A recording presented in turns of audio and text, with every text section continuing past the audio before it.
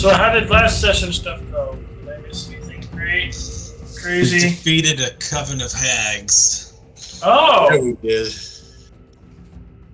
Sent them running with their tails tucked. When I say we, I mean... The chicken did most of the work. It was mostly Gryke and Cal. Yeah. Cal, there we go. The chicken did most of the work is exactly what I expected. Well, I was. Yeah, anyone want to fill him in there? As soon as I got No. turned into a chicken, You turned like- into a chicken, okay. I got polymorphed into a chicken, and I had all these plans. I was like, oh, I'm gonna like do all these like cool things as a chicken to like still contribute to the fight, and then I realized that as like when you get polymorphed, it's not the same as a wild shape. You don't like retain your intelligence or your wisdom or your charisma, and so it's like, oh, so my intelligence is a 1. Hey, left food! Yeah. So I was a true chicken.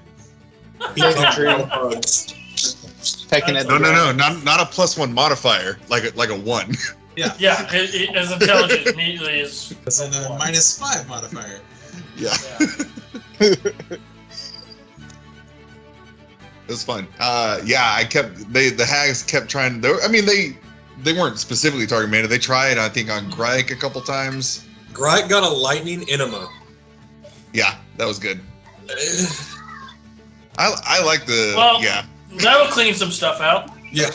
A hag shot lightning through Gryke to kill the other hag. So we couldn't get the satisfaction of killing one. They killed the weak one and then ran. We were almost gonna kill one and then a nut punch out of nowhere. You're like, oh. We tried to find them afterwards, but they were wily. Yeah, they so once they broke that trio, I guess the coven was unsealed, I guess, and they lost their powers and they all panicked and poofed into invisibility, and which later we found out you can't trace them via non-magic means. Greg looked it up, or Clayton looked it up. Greg can't do that, and then Gryke had Volo's Guide to Monsters. Yeah. The hag was like her Can you hear it now? bestowed curse on poor Lifilus, but it wasn't enough to bring him down. Though the guys fought off the hags, valiantly, and they fled. I will say we said we were going to open up to Dragon Barrow, but I just want to add a little bit of flavor on your way, finishing throughout the woods. The whole time, those you kept hearing like giggles, so they never. It's like they tortured you the whole time while staying invisible, and just like 3 hours would pass, and you think for sure they're gone now, for sure, and you would look, and then sure enough, or like a pebble would come out of nowhere, and if you did try to shuffle after them, they're just always just out of reach. So, but they made it out of the forest. You could tell they're too weak now. You guys were already. A worthy match when it was all 3 of them. Now they're just kind of pissed and being shitty about it. That's their thing. So, yes, with Lifilus' aid, we have made it through Neverwinter Wood. And Josh, you did say I think this would have been on the way to Logger's camp. It's not really, but but it's all, they're close. So, yes, this is what kind of that. Yeah. It's over there. And yes, as Lifilus claims, the alleged resting place of Banjo Tet, his companion of days yore, who looks a lot like Mando, I guess. So, anyways, yeah. Does anybody want to go into like Josh is better about this in his campaign about downtime activities? We're kind of like balls to the wall all the time, always fighting. So if anybody wants to go into go ahead and describe if you want to do anything out of combat. What's some cool stuff we've been working on? So Gryke definitely, after the trauma of the lightning, and this will narratively explain his bear totem upgrade when we do level up. Gryke will be angrily sitting atop a tree trying to get struck by lightning to become stronger. Didn't you just get an animate? Like, how much more lightning do you need? He's like, clearly this is a thing. I need to master this pain. Yes. Did you like unlock a new kink or something? Like A little bit. Shot right through the PTSD. He's like, you know what? Let's roll with it. This is amazing. It's like a Big Chief and Red in not the movie, but the book One Flew Over the Cuckoo's Nest. They get electroshocked so many times that by the end they're like, "Fuck you, just bring it." Pretty much. Cool. What about Mando? Anything? Well, Mando, as he is doing his downtime, I envision he is constantly tinkering with his armor, tinkering with, like, trying to take all of the ingredients at hand that we've kind of put together, and I think I need to think about it a little bit more, but Yeah. just trying to get creative with what we have at hands in terms of raw materials. Like toes wise? Yeah. You're good. Yeah, I put you guys on the spot. I didn't like any plan. Obviously a belt-fed giant toe launcher. I mean, I already have like a little like catapult thing that I did kind of to like get that spell, but I haven't leveled up yet, so I haven't looked at any of like my next spells to like start making the next thing. What about Cal? You guys, I What's think Cal doing? Yeah, Cal is. What was that? Well, I was gonna say you guys, you and Mando had like a brush with Sabras, and kind of a what's the word? Not a miracle, but a kind of A vision. vision, like a supernatural experience. There we go. So, any changes from then? Well, I had mentioned last time, especially for Mando, that he was. So, I mean, that's probably a little bit of what Mando's downtime is like trying to lean in a little bit to the whole portent thing, but from a technological standpoint of like, how do I combine the power of Savras, the god, and tap into deeper wells of knowledge about my lost civilization. Very good. So I could, like, if my downtime is not necessarily downtime in crafting, but it's more downtime in thought of mixing religion and science. Nice. Go a Man little, over here trying to be Dr. Doom. yeah, Yes. Dr. Doom, I guess. Yes. The mask.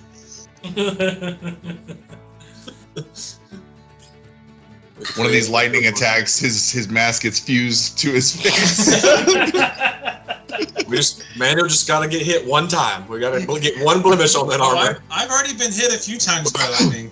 Considering he's wearing full metal armor and stuff, he just needs to stand out in the middle of nowhere. Yep.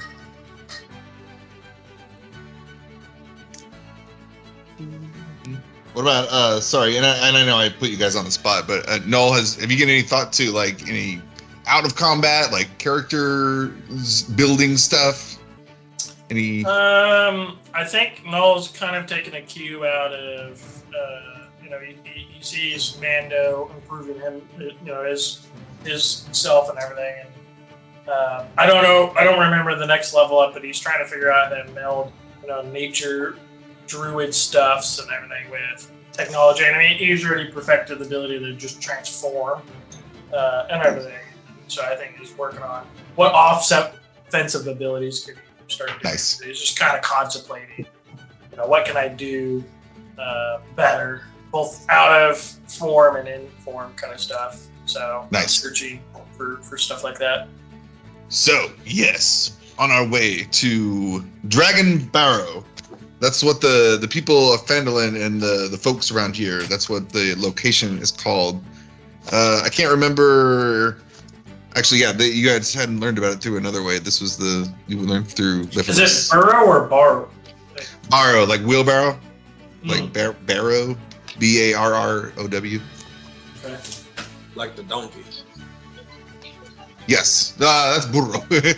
Burro. Right. So, okay, cool. Dun, dun, dun, dun. As we exit Neverwinter Wood, what did we say that was going to take a day and a half? It was the middle of the night, I guess. So we will say, I think it would be middle of the day. If it was a full day since the last encounter. The hags was at witching hour, and you had like, yeah, we'll say it's middle of the day. Okay. And we are heading toward the Dragon Barrow.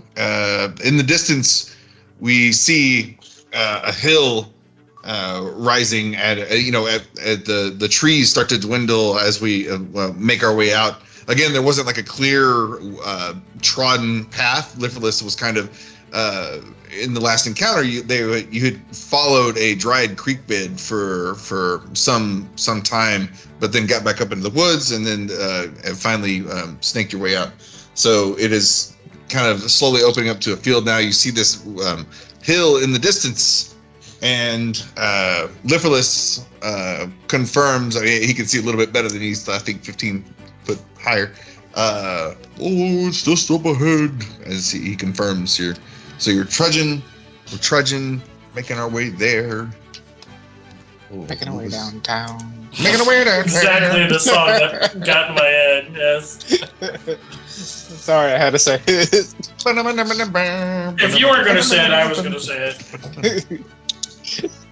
So, put us on Dragon Barrow. Everyone should be at the bottom right of the map. There's a map?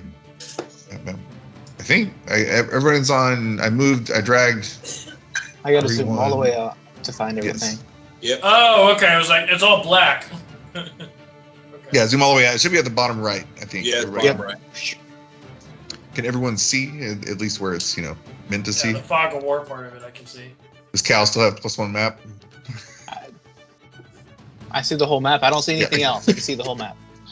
At least he can't see the GM layer stuff. Yeah. But so far, he has Yes. gone in initiative last twice as well. Yeah. That's gonna be great. As you guys are approaching, I'll go ahead and pull you past this little weird barrier here. There we go. So, it's middle of the day. Never mind. So, I will turn the lights off anyway. Finally. I just see myself, one other person, and oh, there we go. Bam. Oh, okay. So, a 30-foot hill rises above you, its top too flat to be a natural occurrence. Jutting from the grassy hilltop is a row of 10-foot tall, bone-white rocks that arc toward the stormy sky like outstretched talons. Except it's not stormy. That was in the text, but it's not stormy. it's a clear day. Yes, as we approach this, you can tell it's kind of a man-made structure or humanoid-made structure that has been kind of fashioned to look a bit like kind of a dragon shape, and that you can. I guess that's where it got its name. But the spikes kind of like a stegosaurus. Okay. Okay. So what those rocks are, kind of so like a Stonehenge stegosaurus vibe. Anyway. Natural materials or artificial materials, like crafted out of like leather and patchwork, or are we talking like just like carved out of rock? Is it stone? Yeah, from your distance, and you can see there's gradation on this hill. Like I said, 30 feet at the top. From where you're sitting, these probably look, probably the shortest ones are 10 feet, the tallest ones are 15 feet. Okay. They look to be just like megalith rocks right now from your distance. Something that big and that shape. I mean, you would think like if it was that size and man-made, it would look like more than just a rock. But these are just like giant ass stones. So I would see it as a rock, not a bone. Yeah. Okay, cool. You sure that's not a dragon that somebody buried? Wait and find out. No, it's not. It would be huge though. This would be this would be like ancient dragon size if it was. But we see this, and I'm gonna say it's a normal day. This is around this area. There was kind of like similar to what was it? The Shrine of Savras was kind of in the middle of a field. This was there's a great distance of just kind of no tree, no cover between the forest and this point. So really, this mound is here by itself. And yeah. Okay. Out in the open. What say you, boys? Should we climb the hill? I look over to Lifferless and say, so where was Banjo Tet buried? He's inside the mound. There's an entrance somewhere on top under the dragon spikes. I believe. I was a much smaller tree last time. I don't think I can fit now. That's okay. Yeah. Lifferless, you've done more than enough. Yeah, we don't want him exposing himself up on the top of this hill. Yeah, can you just like go into the tree line and just be perfectly still so that you're not in any further danger? Okay. Oh, that's right. You just stay safe. Yep. That's right. I've got the fancy new shot collar toy to figure out what to do with. That's right. So, okay. Who wants to get struck with lightning again? Yeah, so Liverless will, okay, and I'll watch for you guys, and I'll throw a rock if I see something. Perfect. Can you say toasty in that voice? Toasty. Yeah. What is that? I gotta find it now, but continue on. Anyway, so Liverless goes to the tree line, and yeah, we'll okay. Is this Valerian dread that we're seeing right here? Let's go poke it. Let's wake it up. Who's got the shovel? Wait, someone has mold earth. Start excavating. Let's see. Do I have that? I do not. The professor has it. Oh, that's right. He's in job right now. I technically have mold earth. You know, it's a cantrip. Oh yeah, you do. Because you cut the stalactite. Yeah. Oh yeah. No, does. That's right. A long time ago. All right, yeah. Let's Mando starts looking to the top of the hill here, and begins making his way. Yeah. The hill, investigating everything that I can to look for an entrance. Okay. Yep. Gryke has an opposite approach. He, in a singular focus, walks straight to the first bone and stares straight at it, assuming that the first thing is obviously where the entrance is. This is clearly how this is supposed to work. So he's going to investigate the first one only, not anything before it. just straight line walk. Nice. And if Gryke's looking right at it, go ahead and roll for perception. Oh, perception. Okay. Just Gryke, or am I doing? Just Gryke for now on the first one. And Daniel, yeah, now I know it. Toasty! know exactly. As soon as you said Mortal the Kombat, voice I'm that like, you're oh, that thing. doing, Brad, just sounded close enough that you could get that tone off. Was it great perception? Okay, the first.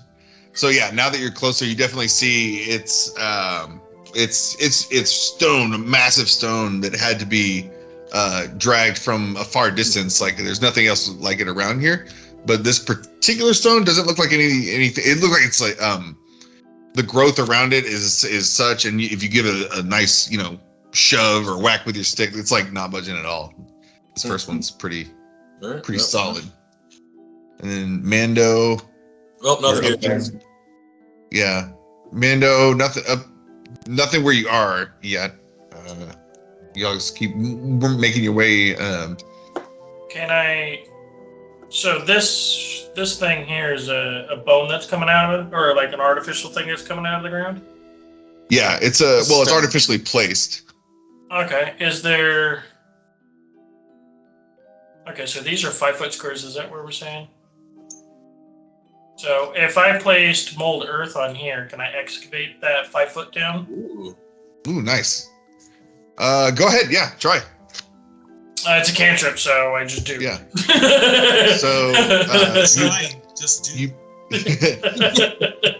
I'll say this thing. It's kind of a weird shape here on the map, but let's say for mechanics wise, it takes up a personal space.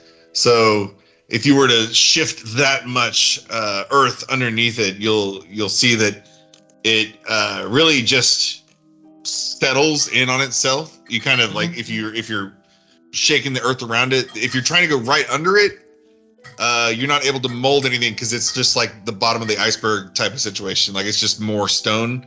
So if you were to mold, like I'm picturing like you're able to sense it somehow from your end, right? Like whenever you cast this, if you're able to tell somehow if it's working or not. So kind of like a metal detector, but like a mold earth detector. I don't know. So if you notice that a little bit to the right, oh, okay, now it's giving. Now it's okay, and a little bit to the left, okay, good. But it doesn't seem like anything around this stone is like there would be any kind of like passage or entrance or anything. Okay. We gotta keep digging. Well, I tried. Each one in turn. So Cal heads over to the other one and he said, check out this yeah. other stone, the second one. As Cal and Null are investigating the second one, Gryke, the wind catches your turtle ear in such a way. Actually you're wearing that bear hood, right, or whatever? Yeah. Like, so you notice the wind just kind of pick up the bear hairs a little bit in just a menacing way as you guys are making your way there. And in the distance you hear like a bird call out. It could be a giant bird. So I'm the only one that hears the giant bird. Well, very distant, yeah. Okay. All right. Well, I'm gonna summon. So we've had a long rest, though, right? Yes. Oh, I'm gonna turn my turret into the force ballista. No force shield today, boys. Oh well. Well, Mando didn't hear anything, but Oh. Gryke would definitely as Gryke is as everybody else is passing on and Gryke is digging with his stick because he's convinced the first one means something. He yells out, "Guys, I hear what sounds like a giant bird." Would it be like the giant birds we saw back at the farm? We did let one get away. That would, yeah. Did we? Cal comes back over and just keeps an eye out. Do I need to do a perception check? What are we looking for? Oh, you said there might be a giant bird, so... A flying chicken. Giant, yeah, let's do a giant bird check. It's a cluckosaurus. Which direction are you looking, Cal? Where'd you hear the... I will... Sorry, go ahead.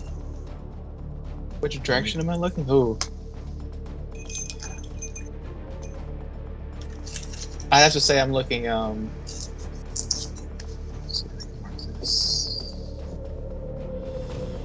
Get north, south. east. Yeah. Looking Looking east. You guys just came from east. You look over, and you notice Lifferless.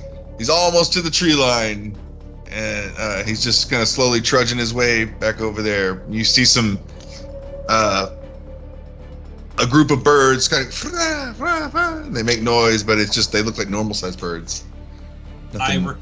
I request that Null excavate me a trench with his Mulder spell, so that I can get into and use as cover.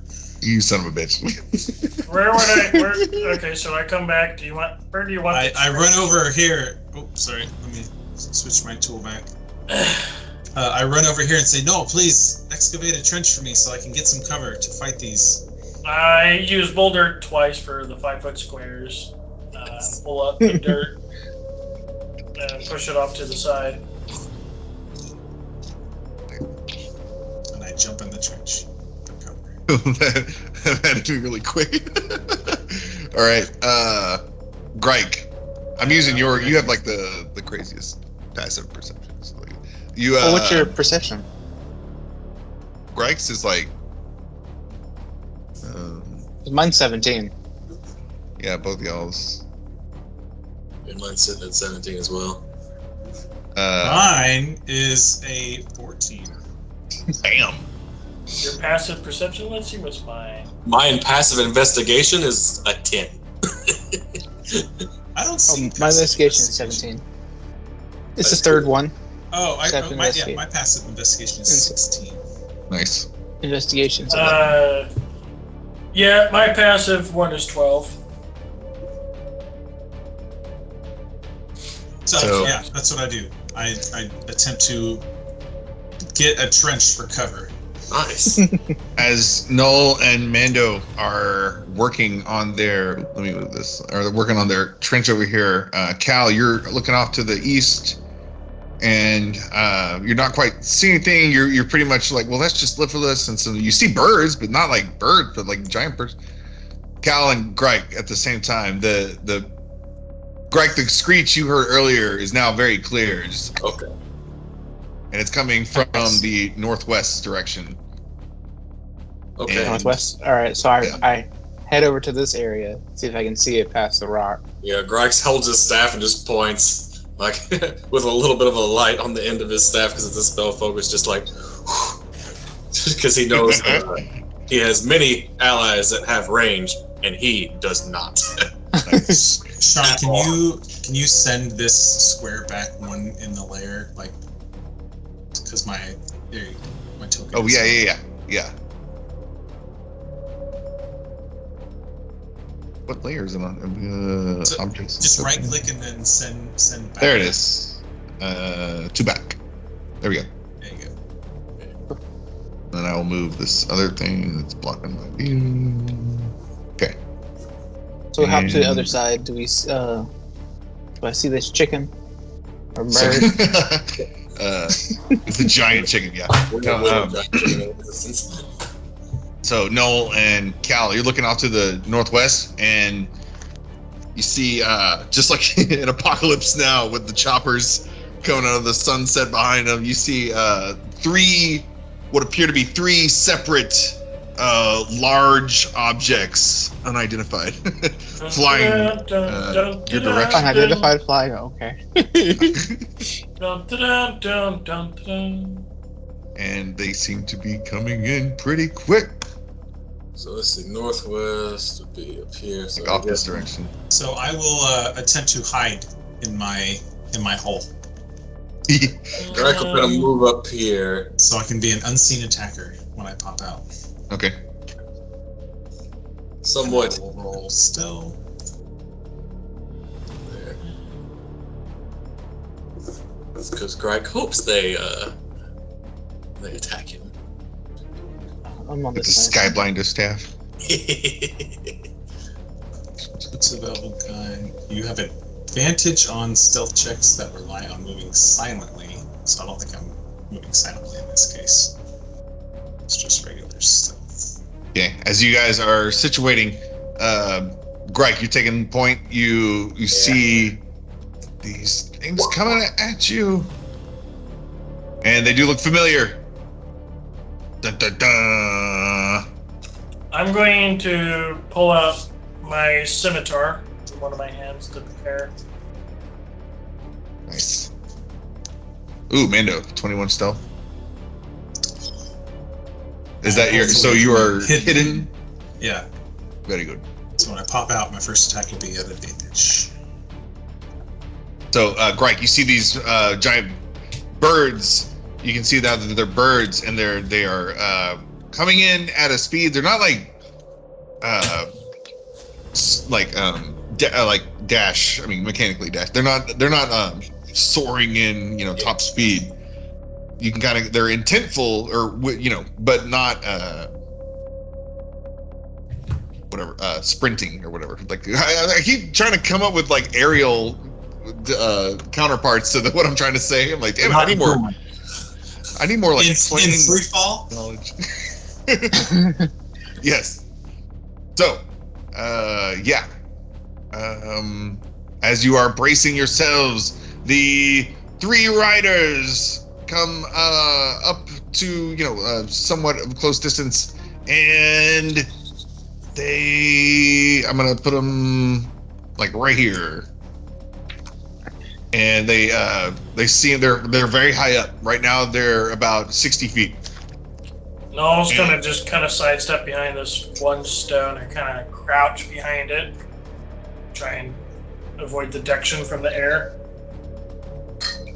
Cal wants to go ahead and activate Emboldening Bond. Nice.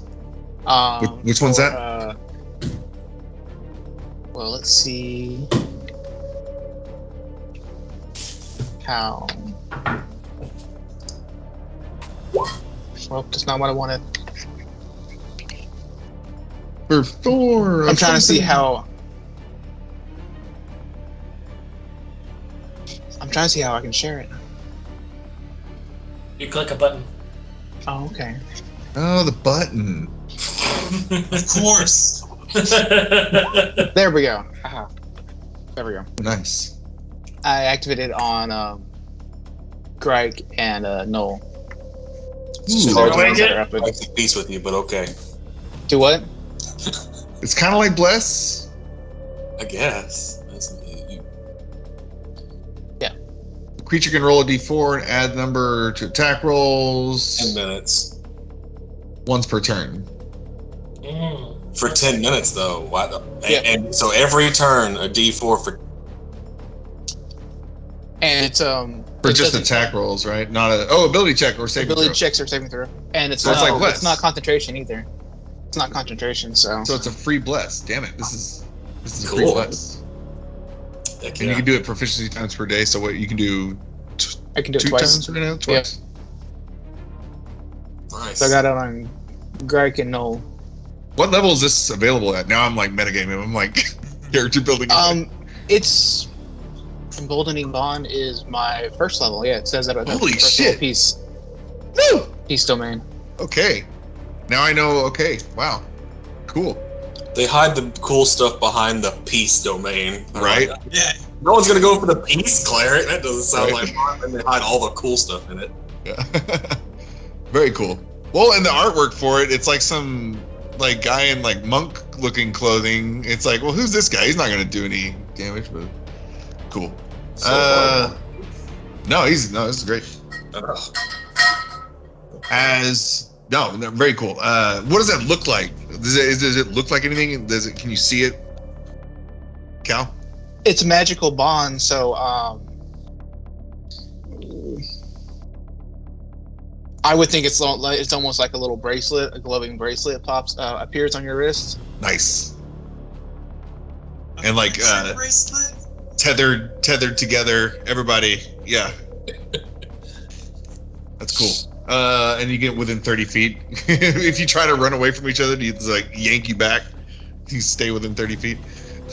But it says of another, so it's like I guess a Yeah. line. So yeah. Oh, so you could chain it up. You could be like Yeah. 1 and then 30 and then another 30. And... As long as everybody's Yeah, within but another. I can only have 2 right now, so I have it's Gryke and Null. So as long as y'all stay within 30 Nice. feet. Well, we'll see what happens. Yeah, but we'll see. It's still so active. Nice. The number of people, also your proficiency bonus? Yes. I'm not positive. I'd have to look that up, but yeah, I think so. Willing creatures within 30 feet of you equal to your proficiency bonus. So Boom. yeah. Yeah. Nice. Very cool. Man, that's a cool feature. Okay. Yes, that is happening. And then Null and Mando are hidden. Both of y'all are hidden, right? Yeah, I'm trying to kind of hide behind this one little rock thing in the sand. To try and hide my presence. Got a scimitar in one hand and about ready to launch a flame blade if they get close enough. Nice. Gryke motions Cal next to him because Gryke whispers to Cal, "If they attack you, I'll hit him in the blind side and knock him out of the sky." Copy that. I draw my mace. So, yes, the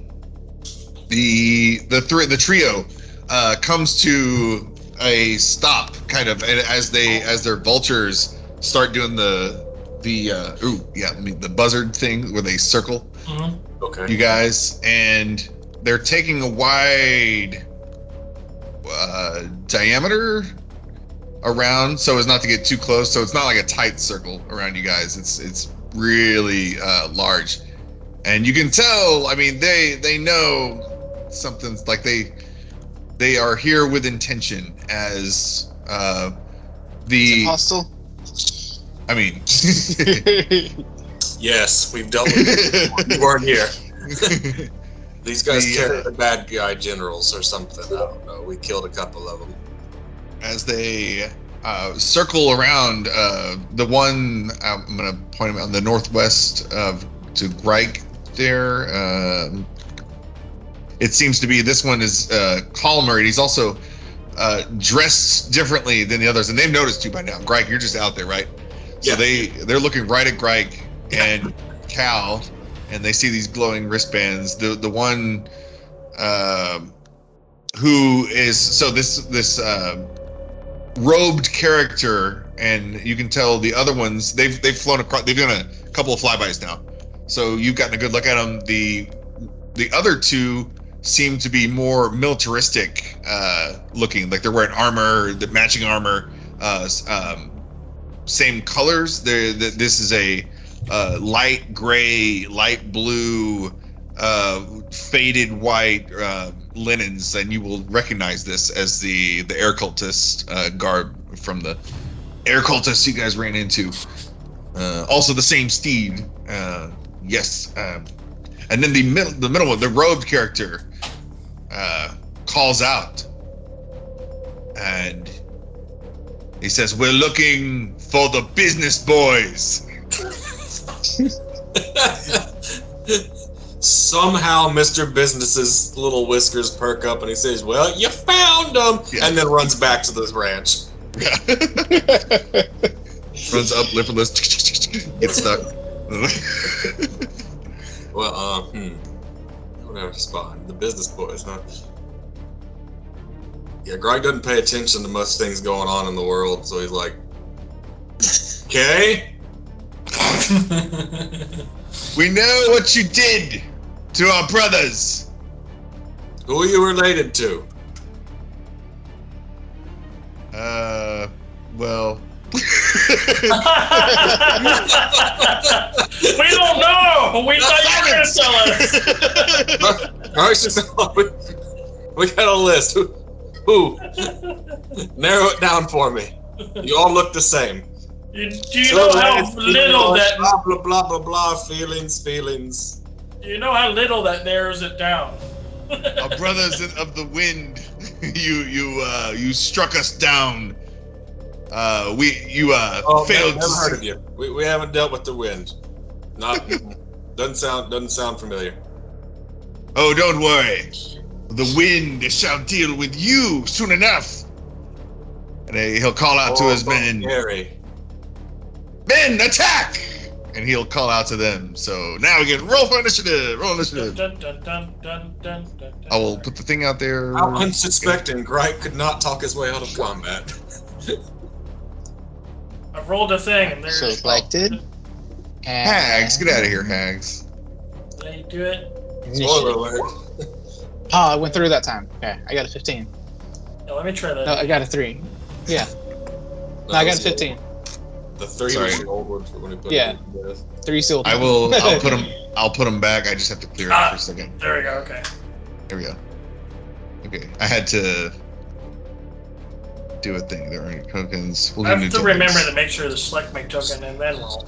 Yeah, that's what I had to do because I didn't do that last time either. Hey, I got the highest.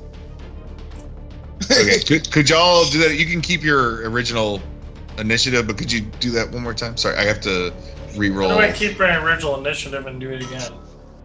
Mhm. Well, I'll manually change it. Yeah, if you just Oh, okay. right-click add turn on us, then you can How do I do that? like literally right-click our token and just do add turn. Here we go. Add turn. Yeah, it was a Add 4. turn. There we go. Add turn. Add turn. And then we can enter in our initiatives. There we go. Nice. And then these.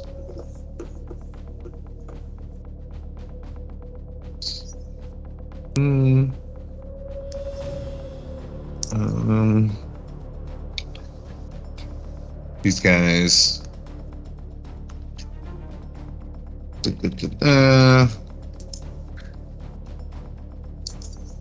Prepare for the wrath of the Feathergale Knights. That's right. Gryke can't help it, and so Gryke just almost falls over laughing just at the sound of that name. Like Feathergale days.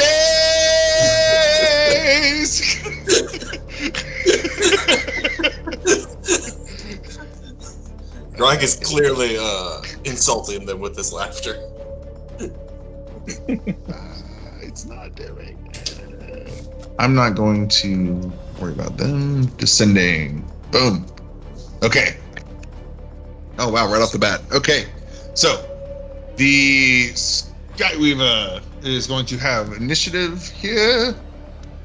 So he's clearly like the one in charge here. He's got some spells he's gonna do.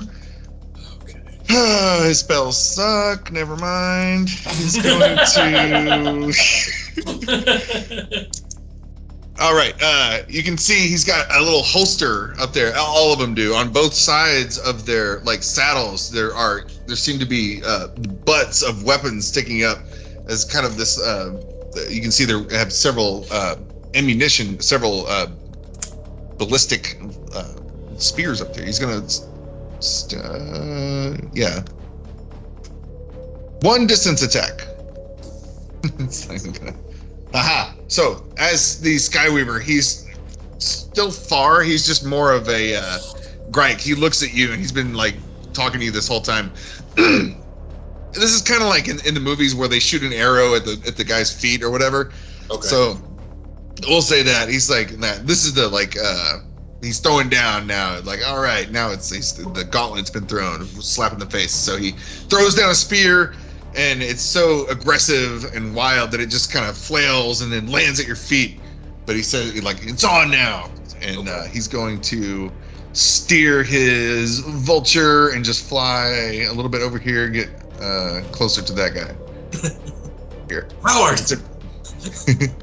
Cal's turn. All right, how far away is he? We got, let's see. The one that seems to be in charge is 70 feet. Okay. I'm gonna fire Guiding Bolt. Nice. I'm gonna cast Guiding Bolt, firing at him. Okay. Was that 12 to hit? Yeah. So, 12 hits. 23. Woo! 23 radiant damage. It has some stank on it. Crap. Shit.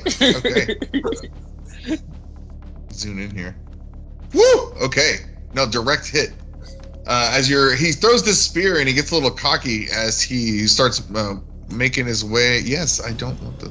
And he takes that radiant bolt. Does it look like a solid beam when it comes out? Like, Yes. nice. I'm literally like basically just point my mace and just fires. Hell yeah. Iron beam. Unibeam. So like, it's like a maglite flashlight, but on 1,000 D batteries, just Yep. all at once. And it just kind of Blinded them with the light. and it was so clean that it just like, it just beams this guy on the back of the vulture, scares the shit out of him, and you can tell he's definitely shocked as part of his robe, his whole robe just poof, blasts forth, and he gets embarrassed. He's not wearing anything underneath, and now he's on this bird. There's feathers on his balls everywhere. It's getting crazy. So he's like slightly falling off his saddle and trying to readjust after this deathly blow there. Very nice. Alright. Hal wants revenge after all these fucking lightning bolts. Yeah. I figured I'd take it out. Just go out swinging. Just start off swinging. Hell yeah. Any movement, or you want to hang out there? Or? You should move up 5 feet so you're closer to me. So when they swing at you, I can hit them. Yeah, I guess I can go. I can do that. I can move a little bit closer. Yeah, get away from our ranged guys hiding. Nice. So I'm between Gryke and the stone spike. Cool. All right, and remember, so you guys are like, so 30 feet higher than you approached this hill, and then they are still like yet another 60 feet up in the air. So that doesn't correct anything. I'm just like setting the scene. It's hard to see on 2D. Cool. And Mando's turn. All right. Wouldn't it be Null since he got a 14? I just think his didn't populate right. Oh, my bad. I didn't do the thing. I did do the thing. It didn't come up yet. When Skyweaver. Well, they were still at 0. No, now it's null. There we go. I fixed it. Yay! Everything's far away from me. What you're, I know, right? well, so let's see. Everything's super far, kind of thing. Like, I wanted to start off annoying them by, throwing watermelon seeds at them, but they're so far away that that's not even going to work. What the hell do I do? So this one over here probably sees me standing about, kind of thing. If you're not hidden, I thought you hid earlier. Did you not hide? I am hidden, but I was behind this rock. Okay. But the side of that the rock guy. that I'm on. I think what I want to do. How far? So I think what I want to do is try to sneakily, kind of sort of just come around this area, and sneakily just make my way here. Okay. So this guy doesn't see me, Okay. and then I can get some sort of range around on him. So that's what I'll do. Hey, do you want to try to roll for stealth there? So you're not I seen? could do stealthy roll things.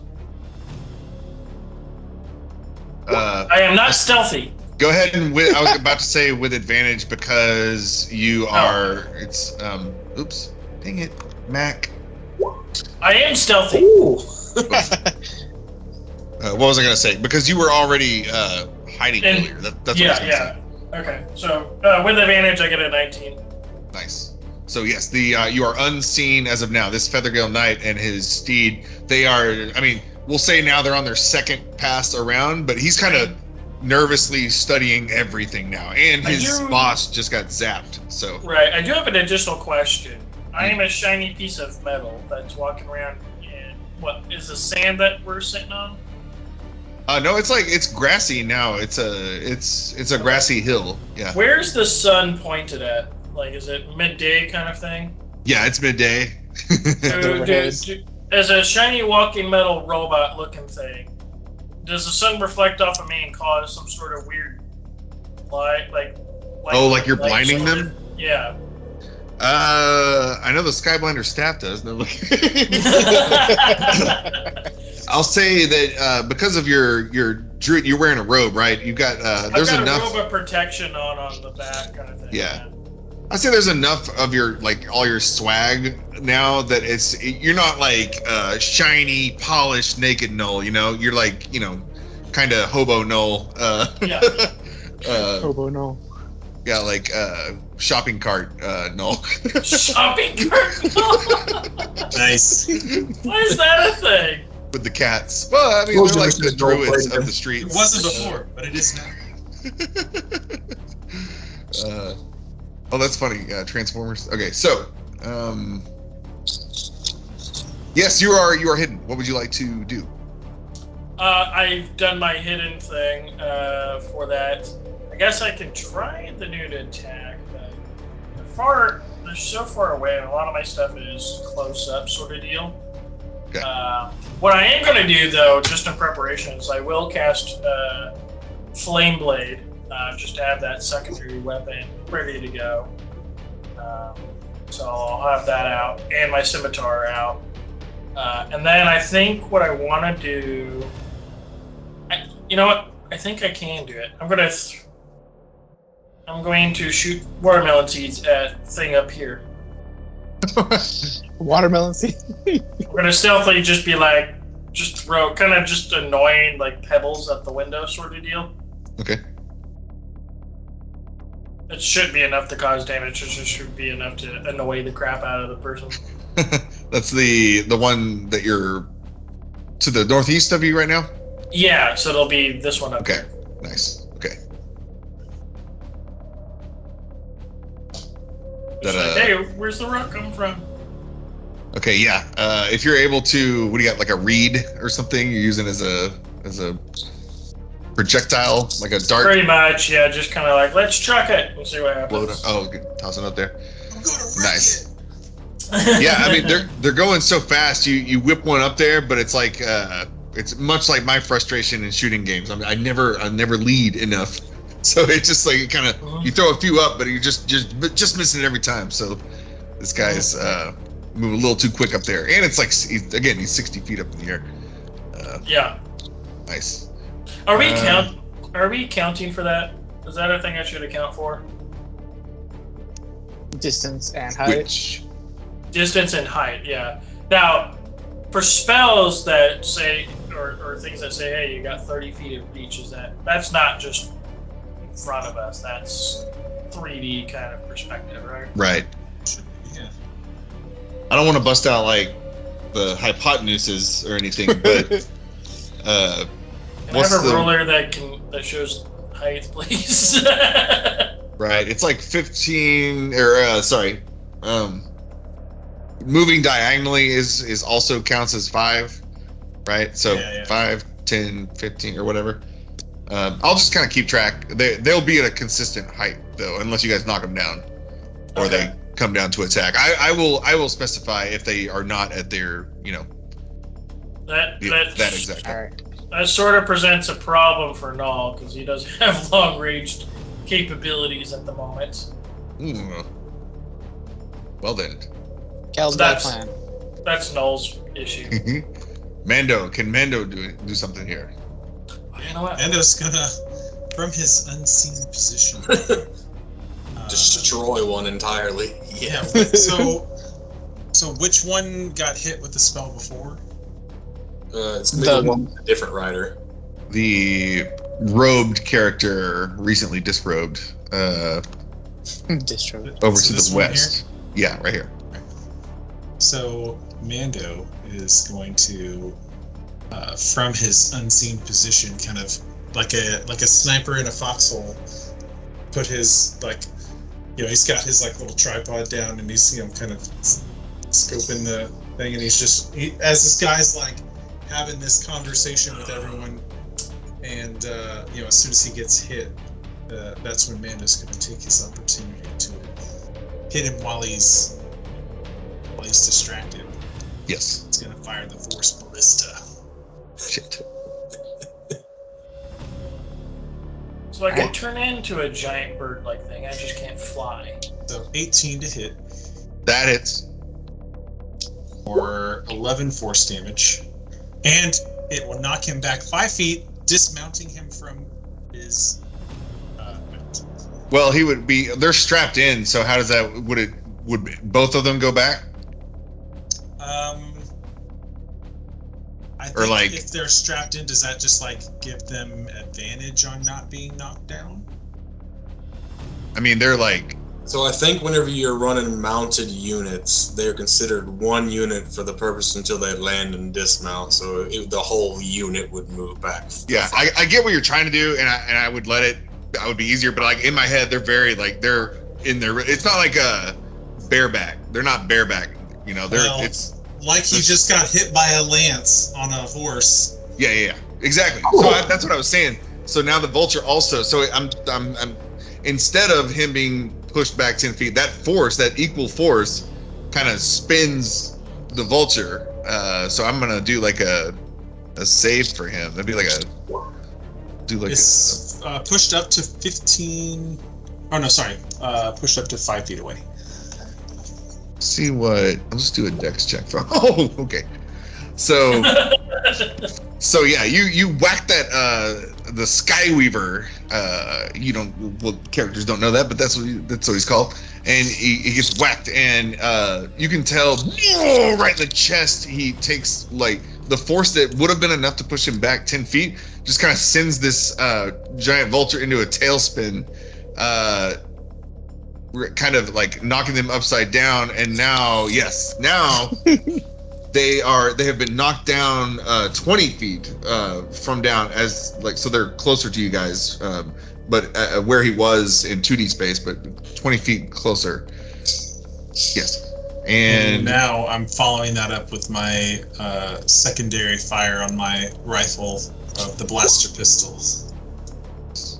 a 10 10 to hit. misses. So in the tossling, there's like the tailspin happening right now. I got an aerial term. They're coming down. That second blaster pistol just like goes right through them as they're kind of separating, coming back together, separating, and just misses. But they are struggling. And then I will duck down in my foxhole to get as much cover as I can from ranged attacks. Diglett, Mando Diglett. It should have been Mando and Null just in the trench, just keep trenching. If I had long range, that'd be great. I'm just over here throwing watermelon seeds. Pew, pew, pew, pew, pew. That is my turn. The Feathergale Knights. There's not two, so the one that's been taking watermelon seed. Now they have 60 feet of movement. He's going to use part of his movement. He's been flying this whole time, but just for this turn here, gonna come over here and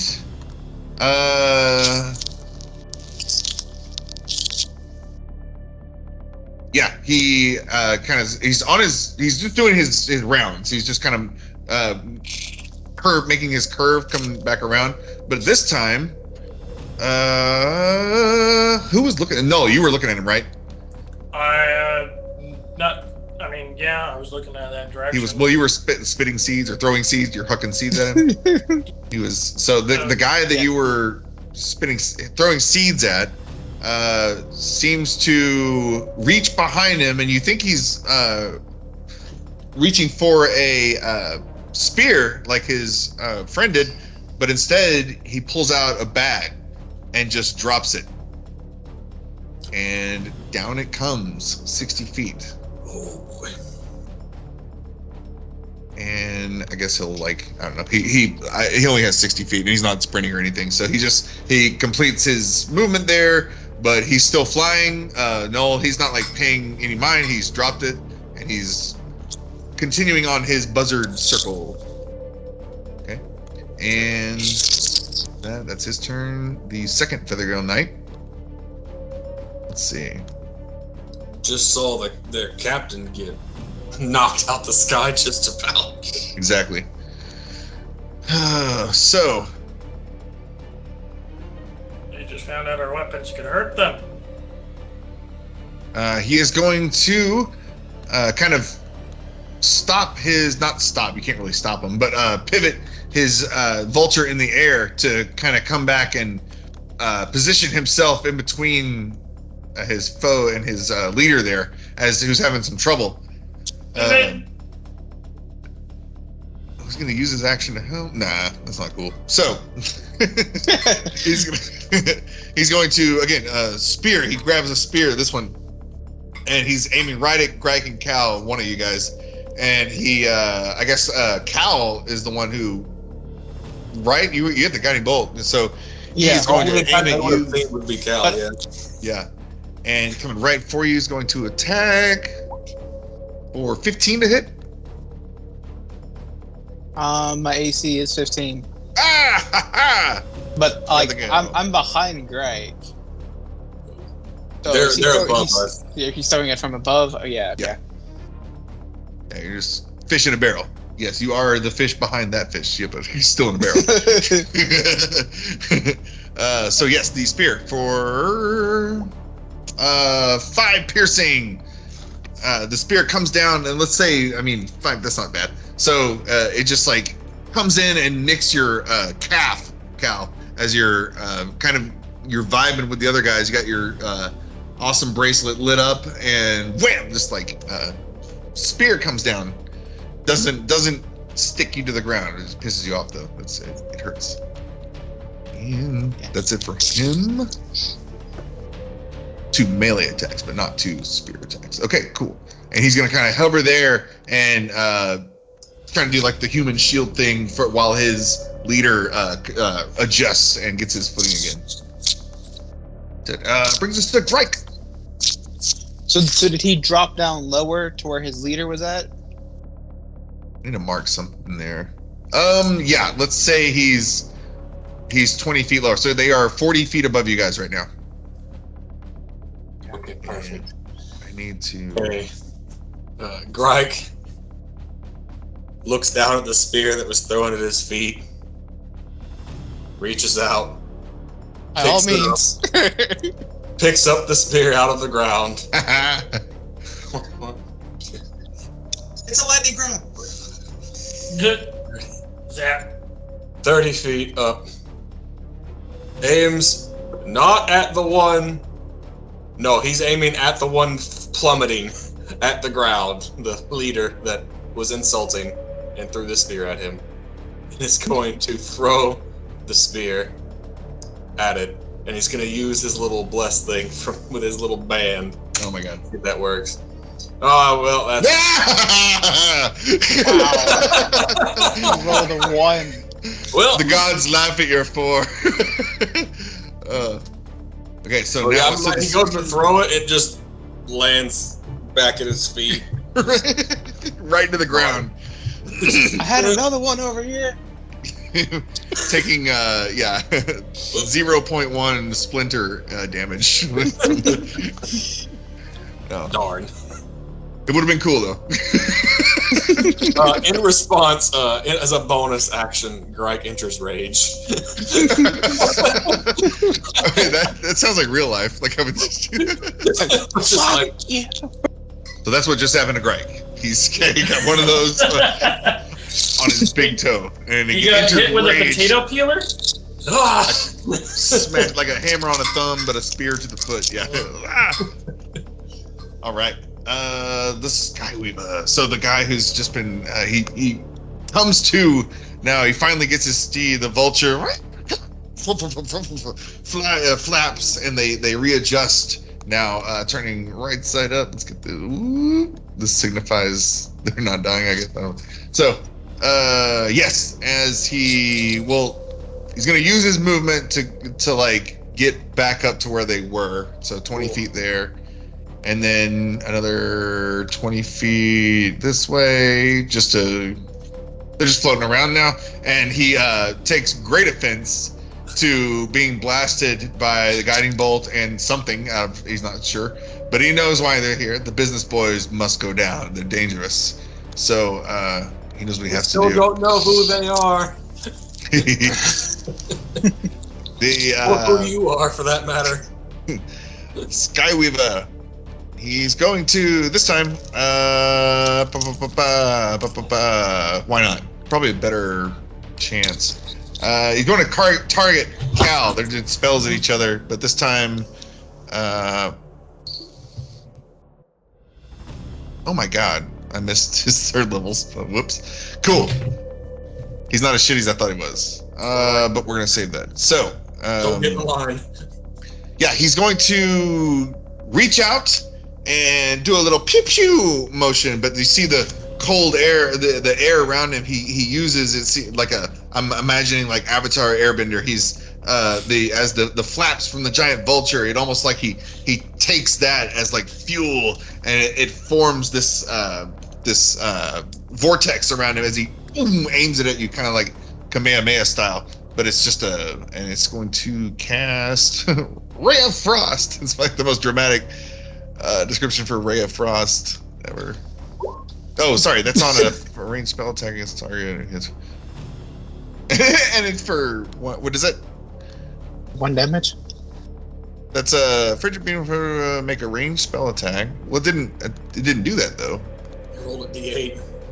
Yeah, you just rolled your damage. I know. Why didn't it do the? And why did it? Nope, you miss. Some monsters have auto hit attacks that are flavored as spells. Oh, there it goes. No, that's just describing the spell. Damn it. Ray of Frost is just a d20 plus your spell mod. That's what I'm trying to do here. It keeps going into the. It keeps going into the spell. Like it takes me to the spell page. All right, whatever. I'll just do it manually. Do it live. So. Spellcasting +5. Here we go. Oh, so I just hit +5. My bad. Hey, dirty 20. My bad. So it in spellcasting it has the saves and the plus to hit, and then it just describes all the spells you can use. I'm used to clicking on the actual spell and it doing something. It was just taking me to the description. So we're good. So dirty 20 to hit Cal. Well, yeah, you hit. With that sweet Ray of Frost damage. Oof. 1 damage. For 1 damage. That's right, bitch. Frosty nips. Frosty. Let's say, just to flavor it better, like a blast of cold air comes at you, and Cal, you're just like stealthy, quick on your toes, just so that you jump out of the way, and only take like a little bit of it, but the frost goes past you and just like blasts up against a stone, and it does that like fractal thing where it spreads. So cool. And he stays there. That's it for him. Cal's turn. What say you, Cal? All right, so I got to figure this out real quick. Right. I need bourbon. Take your time. All right, so this is the guy right here, right? Perfect. 45. All right, no, I'll throw you at them. I would like to curl up in a ball. So casting You blade them for while riding them. spiritual weapon is a bonus action, correct? It is. Yeah. Okay, so I'm gonna fire a guiding bolt at the leader again. Wait. Can you cast 2 leveled spells? Wait a minute. You can only cast a leveled spell and a cantrip in the same turn. But if it's bonus action, I still can't do it. Correct. Yeah, I mean, you can do a cantrip in a bonus action leveled spell, or level spell and some. I mean, there are no bonus action cantrips. But... Okay, so I can't I won't be able to cast it. I won't be Unless able you to use cast that one. meta magic to make it a bonus Yeah. action, but that's Yes. Yeah. Well, that's sorcerer dependent. nobody here has that. No. Well, I'm just saying, but spiritual weapon is a bonus action. But so I Yes. activated a guiding bolt at 2nd level. Now, At the, Cal, after it's activated, yes, you can like move it around and still attack after it's activated. But like on that first cast, yeah, you can't be like that plus guiding bolt or that plus, a leveled spell. Okay. Well, I fired guiding bolt at the boss guy. Oh shit. 16 to hit. Oh shit. Doing 19 damage. Oh shit. Okay, yes. Okay. 18 damage is pretty good. So that. So yeah, describe. That was guiding bolt, right? Yeah, that was another guiding bolt. Okay. So Pick up how my mace and describe? just So fire. it takes him from this plane. How does it kill the Skyweaver? Oh, Literally shot him out of the sky, huh? Literally. yeah, I lift up my mace, shoot a ray of a bolt, a guiding bolt straight through him, straight through his So- chest. The force from Cal's second guiding bolt. This is the second time now. He's just been like fried by the same move. This was enough to carry over. So I'm gonna say it was so strong. It completely fried him. He saw it coming. Like he was ready. He's like, ah! And he did like the anime thing where he was gonna try to block with his arm, but just boom, just blasted him all off. And it was so clean that the giant vulture is like still flapping there. There's no rider now. The legs of the Skyweaver, they fall from the sky one at a time. That was the only thing left. You like blasted everything off. How does a robot become the rider? Yes. Is that like a special skill I should have, or like can I just run up and flag the bird down? I mean, Druid, what do you got? We'll get you there. Alright. I have You gotta Thorn admit Whip. Can I use that? Get down here. All right, and then I'm Alright. just going to wait it out. Shit. Well, No one else has been injured, so there goes my lightning I'm bolt. just Good. Cal just wants to take out the big bad guy. He's tired of getting hit. Oh, I need to roll. Ooh. 1 second. Nearly. Oh, it's already here. 19. Okay. All right. Null. Yes. Null's turn. What is? No, I have a spear over here. If you can throw it. Yeah, I think what I'm gonna do is kind of move over here. Because he threw that spear at me, so The one in your leg? well, it grazed me. Yeah, if the spear's still there, I wouldn't mind grabbing that. Yeah, But I'm get out. gonna. Let's see, how much movement is that? So if I move over here, it's 15. And then what I'm gonna do is move over here. Mando, what was your passive perception? My passive investigation is 16 and perception's 14. And that bird's how far in the sky? So everybody's 60 now. 60. Even if I threw it, like, I only have half of that for even movement or anything of the sort, so.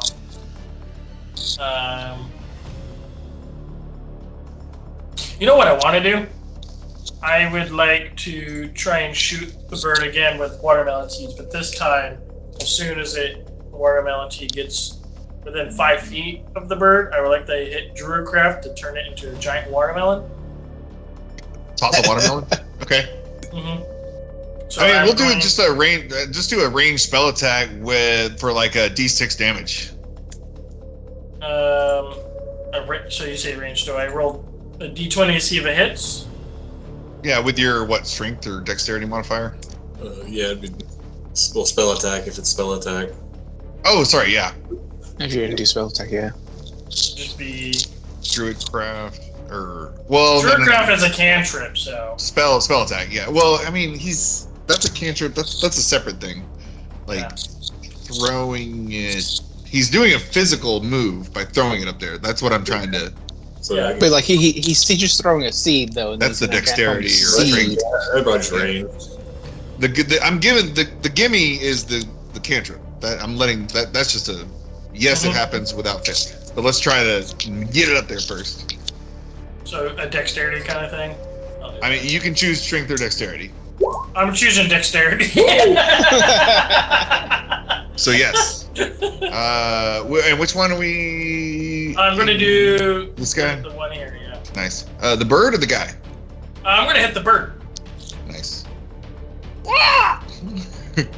The dragon! Why? So yeah, throw the thing, and before it knows it, just a watermelon slaps. Nice. So yes, hits, and go ahead and roll a d6 watermelon damage.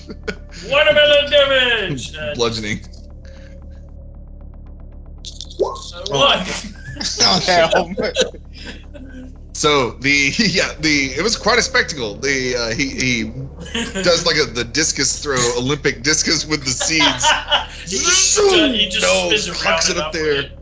Yeah, and as he's keeping an eye on the seeds, he just hucked up there. He does his little druidcraft magic on it, and sure enough, 3 of them turn into watermelons, and it's quite the spectacle.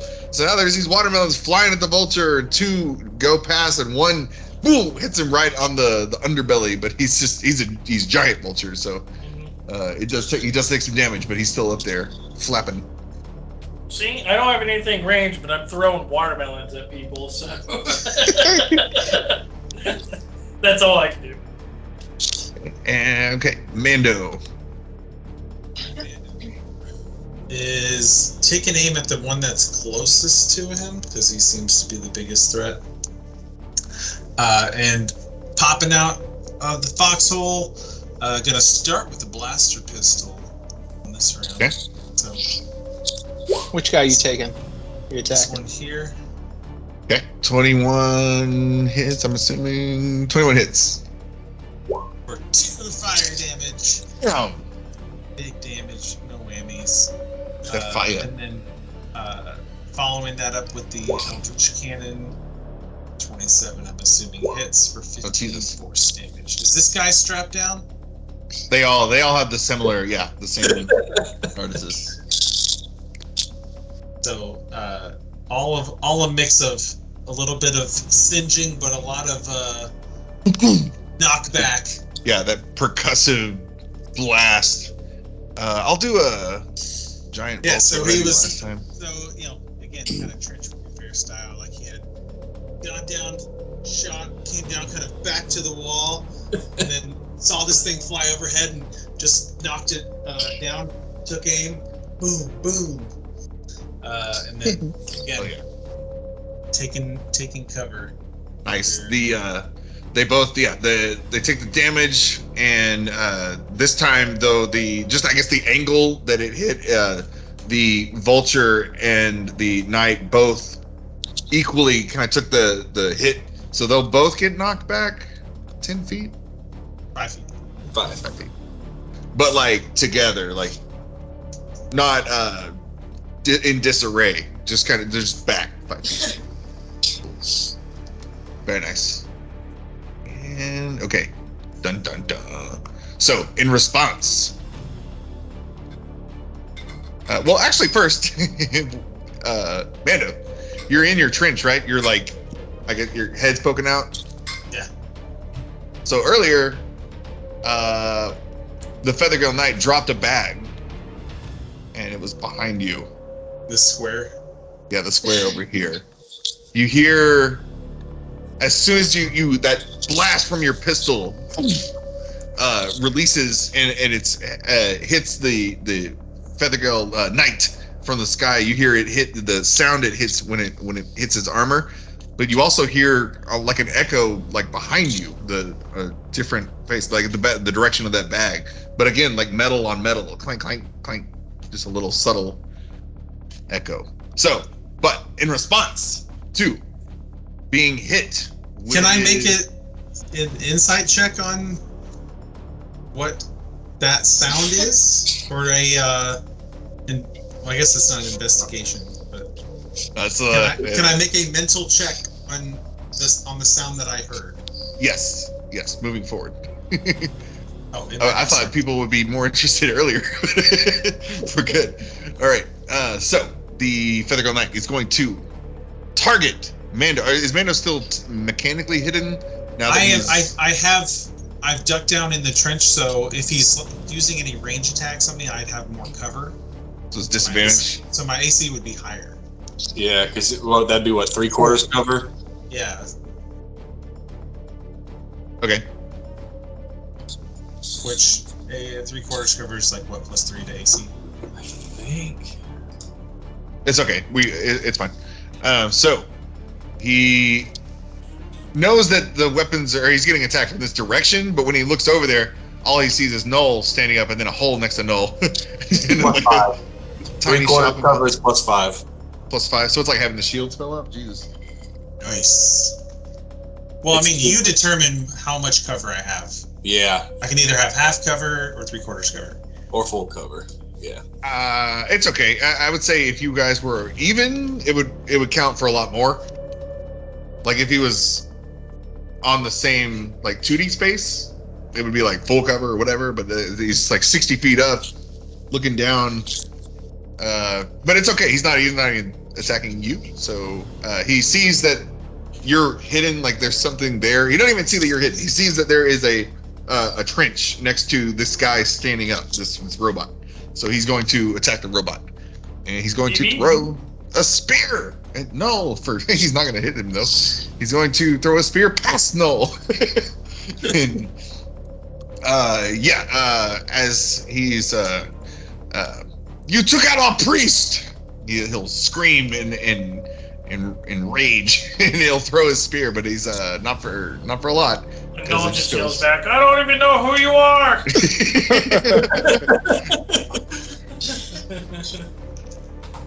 You took everything from me. You know who you are. All right. That's it for him. This other Feathergale Knight is going to call out to this other vulture and like a bird speak, and command it to attack. And this bird is going to. That's not his. That's his telepathic. That's not his action though. That's just his. He's sharing initiative with the Feathergale Knights. Is going to attack Gryke. Now here is where your thing can actually come into play. So you look up in the sky and there's this giant vulture, the size like imagine like a mini dragon almost. Oh yes. Coming at you, and with it's got like a spattered blood on its back. It's got some spears left over that haven't been used. The bird itself is unfazed though, so you, with open talons wide, each spanning like larger than your torso, two of them coming right at you as the giant vulture, let's see, is going to make some attacks, but he's flying, so right, it's a disadvantage, or how's it work? So I am actually going. I'm going to use my reaction to use the Skyweaver. So that, let's see. How do I put this in? So if they make an attack roll against me, I use my reaction and I hold the staff aloft, and it flares with light. So it shoots like, I guess, like flares from like an airplane belly, just. Yeah. Oh shit. Yeah. And the attacker has disadvantage on the attack roll, and it must succeed. So it's got disadvantage regardless. It must succeed on a 15 Constitution save or be blinded. Oh shit. So 15 with a disadvantage, and then con save. Yeah, 15 con. 21 con save. But does 15 hit or no? No, 15 does not hit. So yeah, those talons come in. Oh, 2 attacks. So like 2 attacks at disadvantage? Or I don't think so. I think 18 at disadvantage. Had it blinded him, it would have been though. So now Blinded me with science. I should have done the con check after that talons attack. But anyway, so 18 hits, right? Yes. Aha! For bam, 11. So yeah, the talon, like I said, this thing, his one talon like the palm of it is like the size of your torso. So those, you know, raptor like scissor, the blade, finger toes coming out just lacerates you in a couple spaces. Let's say it's not like a little rogue, you know, dagger cut, like a single cut. So this is like literally 11, or no, I guess, what, 4? So 4, and you've just been like grasped with this claw and then like released. So like a claw machine. Boom. And as the bird kind of stays within melee range, and it's kind of doing that thing where they flap and float, the float flap thing, like normal birds do. Yeah. I'll aggro you, bro. I'm gonna stand right here, fly 5 feet away. Let's go. And then so he he followed orders. The Feathergale Knight, though, in a kind of a 0 to 60 move, he like giddy up, digs his what are those called? Spurs into the vulture, and the vulture. I don't think vultures make that noise, but okay. Calls forth, and they make their way, and it's not sure what they're doing, but as on his path, Cal, you notice this Feathergale Knight here on his path. He drops a bag. Oh no! A bag? Okay. Another bag. Plop. Do I see what this bag looks like? You want to roll for investigation? Or perception? Perception. Yeah.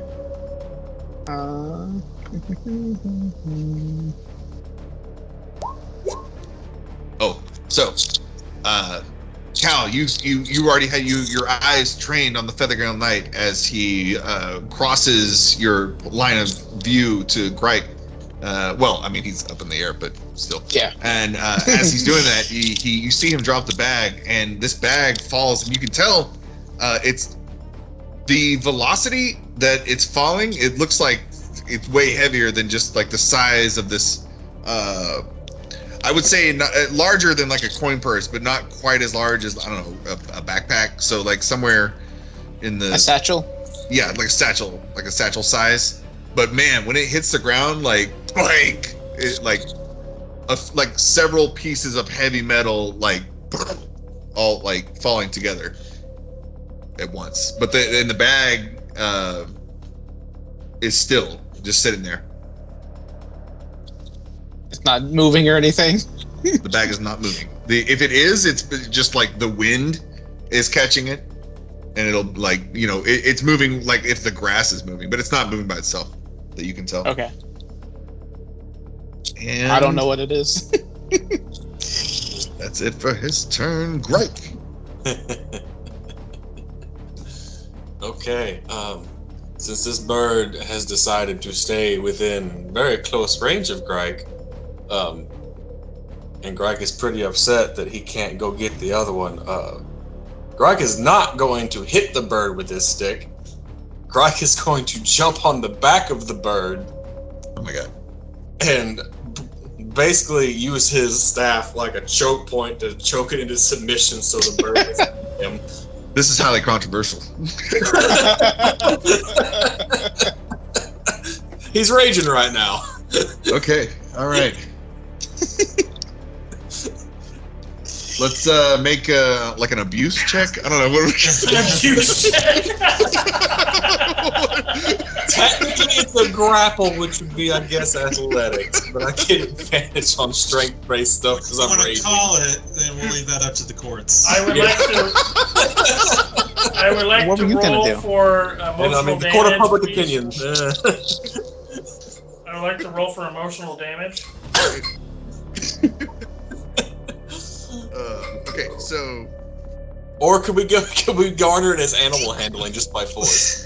I was gonna say, like, if you want to try to Animal missing. druid him into submission, like, you know, make it to where you're the order giver, not the guy. Yeah. Okay. Yeah, I guess animal handling. Okay. Here we go. Oof. Alright, come on. Oh, there we go. All right. So you got him grappled, right? Or is it? Are they both happening, or are you just animal handling? Trying to. And how are you doing? Is that how you're doing it? You're choking him out, or? Yeah. That's the animal handling roll is the choke out. Just. I mean, you know. I mean, D&D does support doing things with different, like, you know, if I say I'm going to intimidate, you can do that in different ways than just the intimidation skill. So I feel like this is... And also, I've seen chickens on the farm how they do, and this is exactly like you dominate. You assert your dominance, they fall in line. Yeah. So I would say if you're willing to include some kind of back of the neck biting, that this will work. Turtle beat? Yes. Of course. Just pulls out feathers. Gryke There's a ball on the back of his neck. He goes in for like a Happy Gilmore swing, but then at the last split second, just whoop, just gets in an armbar this giant vulture, and then whispers in its ear like, "I'm your daddy now," and chokes it out, bites the back of its neck. The giant vulture lets out a ah, and now. Does it sound just like that? Like vultures do. I thought we were playing D&D. No. Cal is seeing whips this, and so Cal chains. is just flabbergasted. Cal's like, what? No looks over and he doesn't understand what's going on. He just hears a bunch of weird sounds. So now Gryke, with his Skyblinder staff emanating the light leak from earlier, the supernova is dying down. But now as soon as it dies down, everybody looks over. They're like, they shield their eyes, and when it comes to, the light dies down, and Gryke's now on top of the vulture. Like, what's going on? And the vulture's cool with it. And he's fine. He's fine with it. The rest was censored. Okay, I did not. Yeah, they didn't see any of that. It was pure white, like a. Cool. Okay, that's it for Gryke. Unless you want to ride the vulture. I mean, can I move a bit? I think if you didn't move, right? Did you move any? No. He hopped on the back. I'll say if you want to take off, you can get up like 20 feet. Okay, yeah, I'll do that. I'll fly up some. Nice. All right. It's Cool. not So only you did I are get a now. vulture. I got the boss's vulture. Yeah, you'll have to. Don't mind the goo under you. So yeah, as Gryke starts to ascend toward the sky and toward the other Feathergale, I guess the other knight. Awesome! I didn't see that coming. All right, the Skyweaver's good. So You think this thing's not going back to the ranch? We have aerial support. So the Skyweaver is dead. However, Mando and Cal. Mando, behind you. the clanking earlier.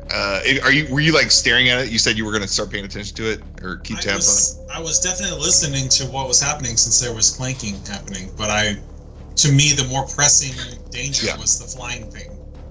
We'll say, Mando, the clanking picks up now, but it's not just subtle. Now it's like clank, clank, clank, clank, clank, clank. Like it's intentional. Something's happening. Cal, the motionless bag before you starts to move. Excuse me? Starts to move. Okay. It's a mimic, I swear. And you're hearing, like, it sounds like heavy pieces of metals, like only the way they can sound sliding up against each other, like it'll come up the surface of one and then like hit thud onto something else. There's something happening, and you see the bag as if there was a bit of a loose a drawstring that had been tightened a bit on the top start to, as the bag moves, the drawstring is like loosening up a little bit, and as it opens, Cal, you see and you hear also the metal clanking stops, but you see a very light, very slow, thick mist start to foam out of the bag, and creep along the grass. Oh, in a bad place. Okay. Snort it. And Mando, if you heard those things, if you were to turn around and you're like Diglett little turret there, you would also see very similar. The bag, it's very heavy metal hitting each other, and then like a release, like a breath, exhaling as like again a very like almost think like dry ice, the way it just kind of hovers there, and this is like seeping out of the bag as the bags begin to take form. Cal, you see the bag opens up and whoosh, a huge metal plate thunks out, and it looks like armor almost, and it's spiked, and it looks like what are they called? The shoulder piece, the whatever that is. The what is it? A pauldron. A pauldron. Yes, a pauldron. Yep. Clanks out, and then another pauldron, and then after that, Is it gold for me? A helmet rolls out, and it's on its side, so it does the roll thing, like spin the bottle, and as it stops rolling, the pieces start to come together, and almost like you guys were just in the Shrine of Savras when the Wraith started drawing random objects around it to form armor, except these look very, very intentional. And before you, Cal, and behind you, Mando, two figures form from the mist and the metallic armor. And we are going to reveal these guys.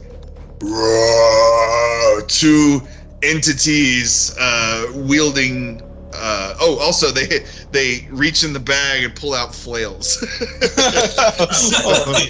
Lovely.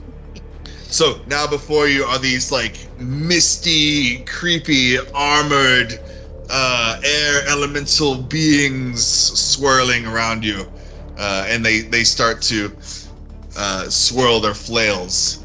And the one here, actually, I'm gonna I'll let you guys.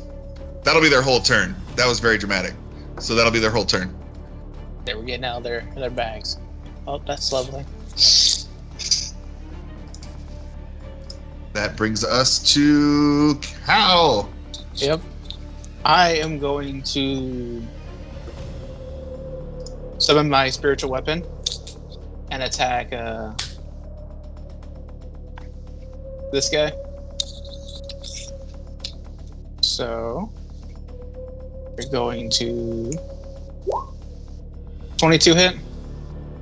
This guy here, 22 does hit. Yes. All right, for 13 force damage. As you spiritual weapon, yeah, and you're close enough. Your spiritual weapon comes in like knocks him on the side of the head. Smack. Yeah. And if this were a normal being, that helmet, it flew off. Like it knocked the helmet clean off, and it like about 3 feet it shot before like stopping midair, and then creepily like slowly slingshotting back to where, or not slingshotting, it just like hovers back to where it returns to where the head should be of this thing. And you can tell like this is it has formed a humanoid shape, but it is not humanoid. This is like an elemental being, like just like oh no, I'm talking about the rider. Oh shit, my bad. Which one? All right, guys, let's kill those guys. We get free plate. We got right here. Yes, that guy. Oh, yeah, my bad. Yeah. So all that, but to him. I've been trying to figure out how to do the that tagging. Right. Nice. Oh, you click and hold. Oh yeah, you hold down. Oh, okay, cool. There you go. Yeah, that guy.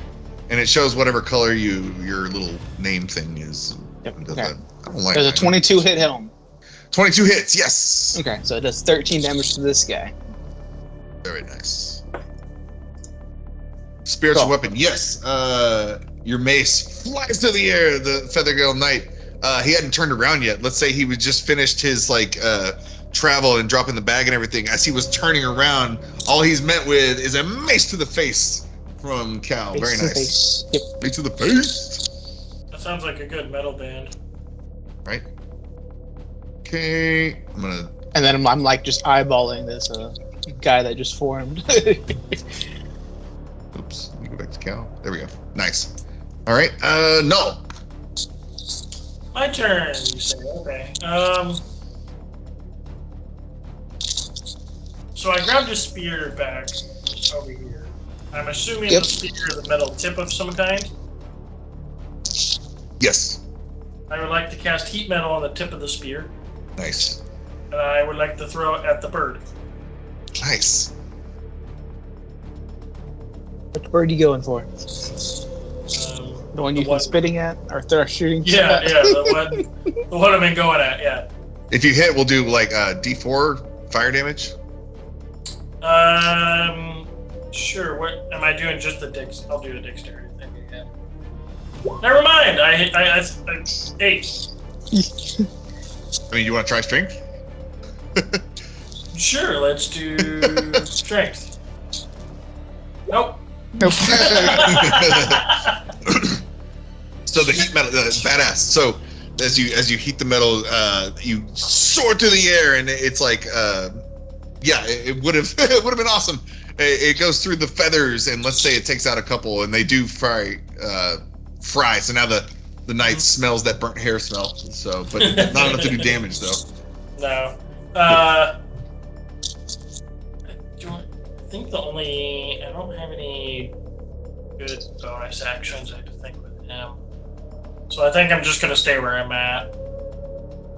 Okay. Yeah. Right.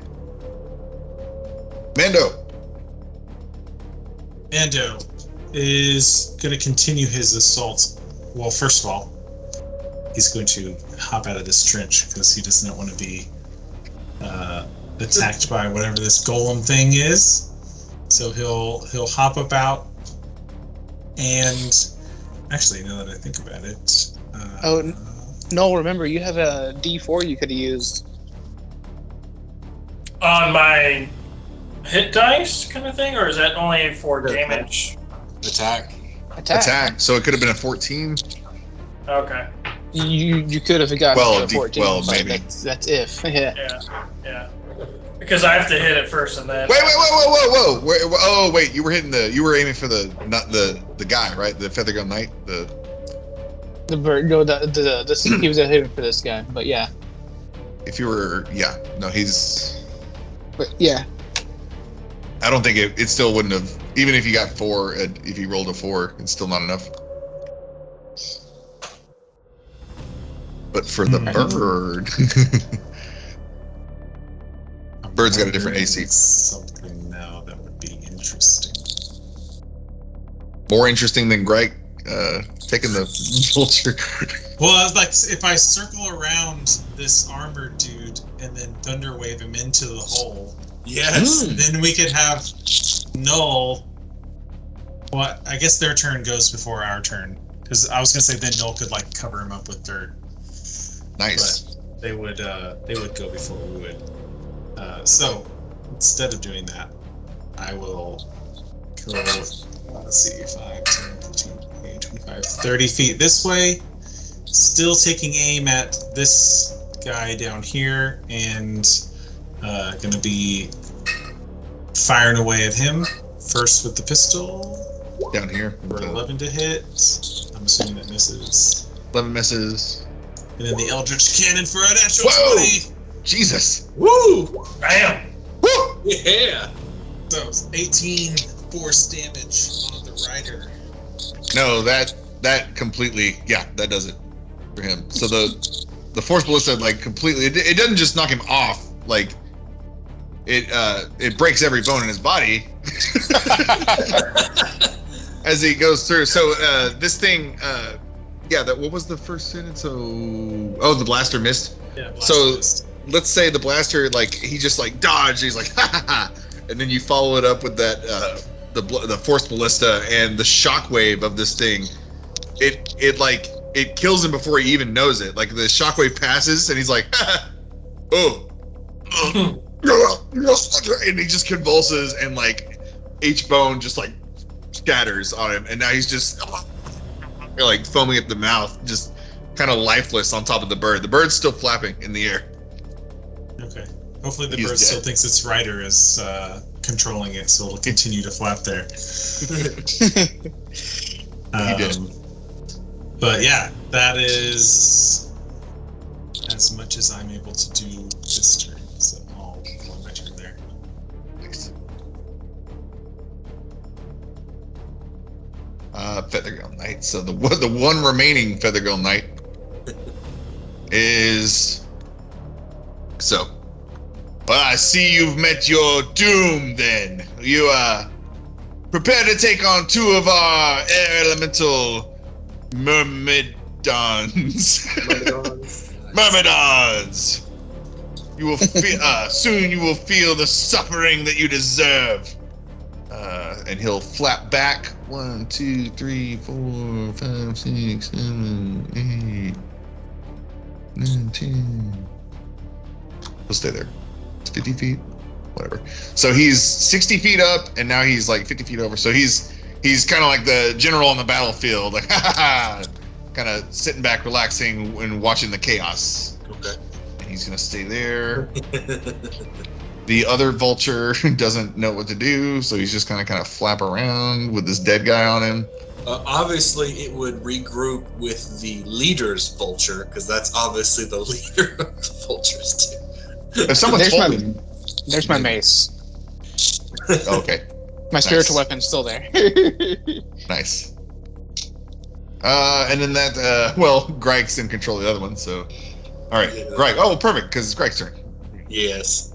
So, Gryke is going to reach into his pouch, pull out some dried meat, reach around and whisper as he feeds the vulture, "I will treat you well. Do as I say." And then he says, "Get above that other one," and then land after I jump off. Oh shit. So yeah, I would like this vulture to get as high above the other vulture with the guy on it as possible. Okay. So 5, 10, 15, 20, 30, 35. You guys were both okay. Well, first you'd have to go up 40 because you were only up 20, so you're up another 40. Shit. 5, 10, 15, 20. So you're on your way, but you don't quite make it. Okay. Get it, dash? You were still yes. The mount can dash for sure. Yeah, the mount can definitely dash. If you dash, How do you erase lines? Sorry. I think I can. You select them and then just delete them. I got it. There we go. Okay. So yes. So if it was, you had to go up. So you got 120 feet if you're dashing. Okay. So you needed to cover 40, and you get over. What did I move? 20. So 25, 30, 35, 40. And then, I mean, yes, I'm going to put you to the side, but you're effectively above him now. How far above him do you want to be? Let's say 60 feet. Well, you, Or 50. you're able to do 20 at this time. Okay. That's where he would stop. So you're 20 feet above him Okay, I can deal with that. All right. for now. If you want to go higher, you can. No. Whatever. 20 feet's plenty. After getting 20 feet above, Gryke just rolls off. You just fall off. I just fall off and as a bonus action shift into a bear. Okay. Okay. He's doing a superhero landing as a bear. Nice. What about your parachute? No, I'm good. So, Gryke, yeah, like a scuba diver, just off the side.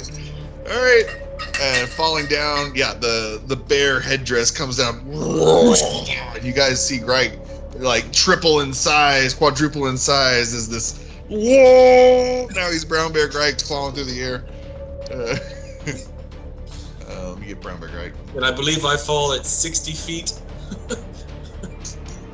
I'm well then. free falling.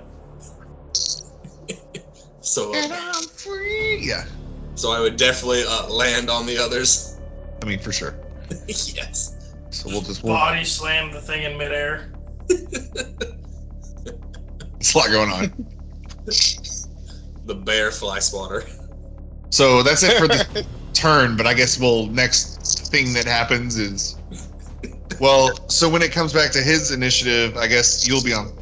How is that gonna work? Like, we'll figure it out. Whatever. All right, cool. Skyweaver's dead. The Myrmidons.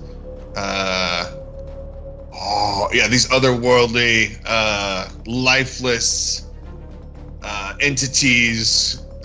Cal, they're setting off all your cleric hairs are all on end right now. These are like creepy, not undead, but not cool. So the hover toward you, he's kind of slinging his flail, and as he gets closer, the flail speed picks up as he's coming in, kind of like Thor whipping Mjolnir. He's coming up to you, and he's going to make an attack against Null. Do they take flight as they spin the... They're kind of always flying. They're always hovering.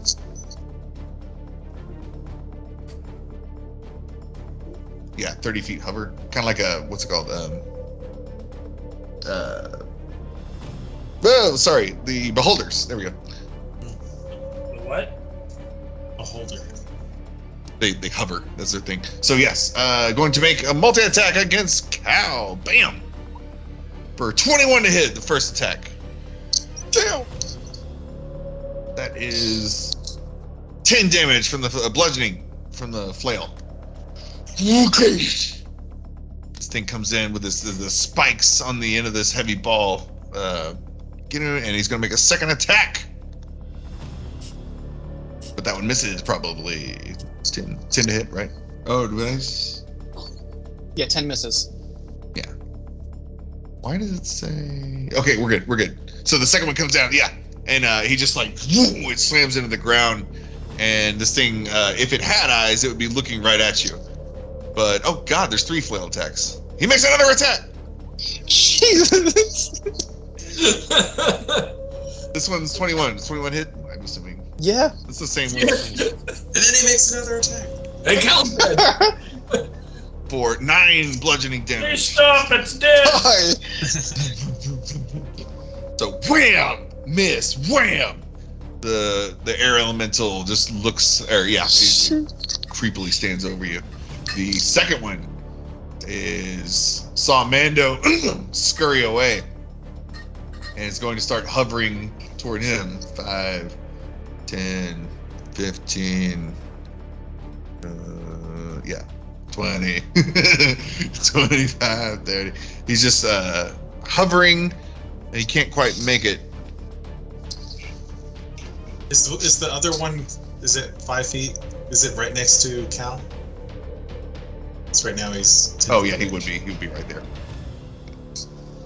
I don't know if And they the other have one reach. hovering toward you, but can't quite make it. Are you far? Oh, you weren't even part of this thing before anyway. So oh yeah, and I guess Gryke's out of range for the D4 now. Yeah. Yeah.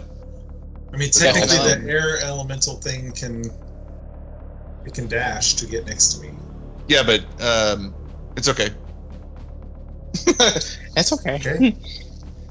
I have no problem with that because I'll run away next turn. Okay, that's it for them. Cal, you just got 2 flails. Yeah.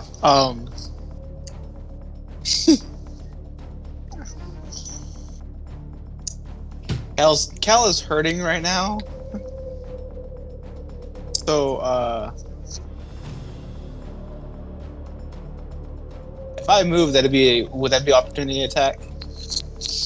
If you have to leave. disengage, yeah, in order to not get an opportunity. Okay. Fuck.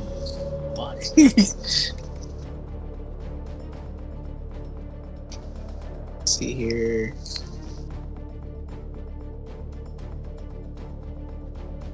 He looks very formidable. Yeah. Go down, we'll miss you. Cal's sitting at 6 HP, so he's really hurting. You can always disengage and run away. I hear there's a nice trench. And use your. I don't want to get stuck in the trench. Also, I just realized earlier he is gonna dash. That doesn't make any sense for him to not make it all the way to Mando. That guy earlier. That's what I was saying. Like, why would he didn't use his action that turn? No. So that's it. Back to Cal. Sorry. Okay. Okay. Do we still need the trench? Let's leave it. It's there. It'll be tactical. Yeah, you could push somebody into it. Will I be able to disengage and heal myself, or would that be two different actions? You could disengage and then move, if but you the couldn't heals- disengage. A bonus action. Maybe. Well, Can you disengage and use a bonus action? Disengage is an action. You're only, but yeah, Bonus action. yeah. Your bonus action. So Okay. your spiritual weapon you can still use after you disengage. Oh Or well. healing word yourself. Yeah, Yep. I'm gonna healing word myself. I'm going to here. Let's see. I'm gonna head towards Null. I'm gonna disengage and head towards the trench. Can you can go that far disengaging, right? Yeah. Disengage Engage, just good day. means you can leave his attack range without taking a hit. Okay. You have your movement.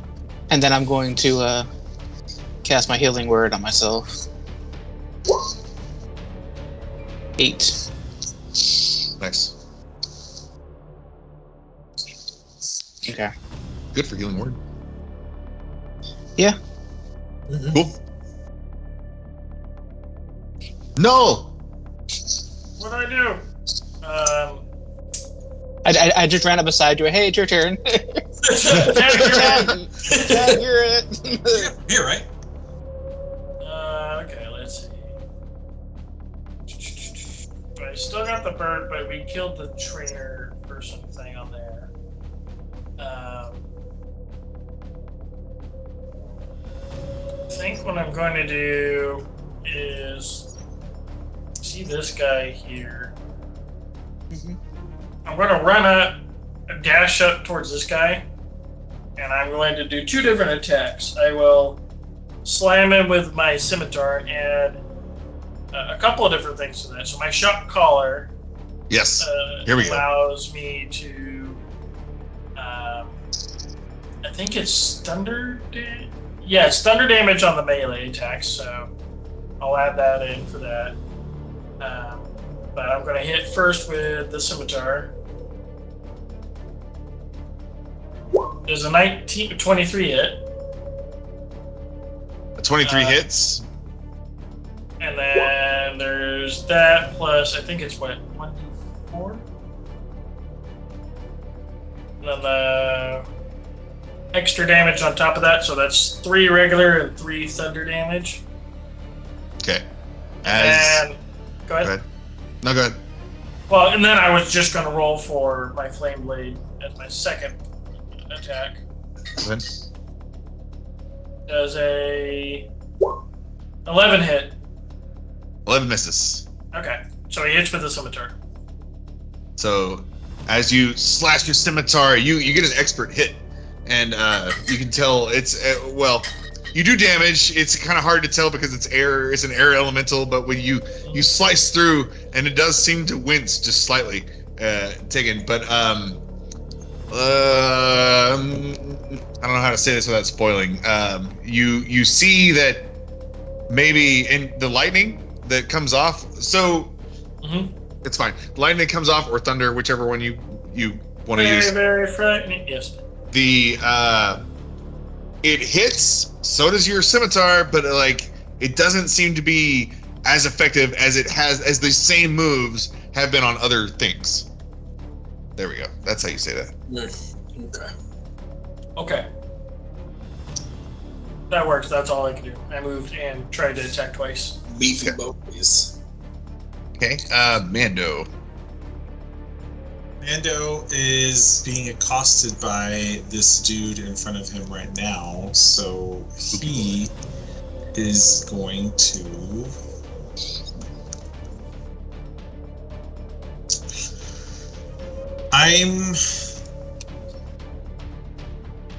I'm gonna disengage to get away and not take an attack.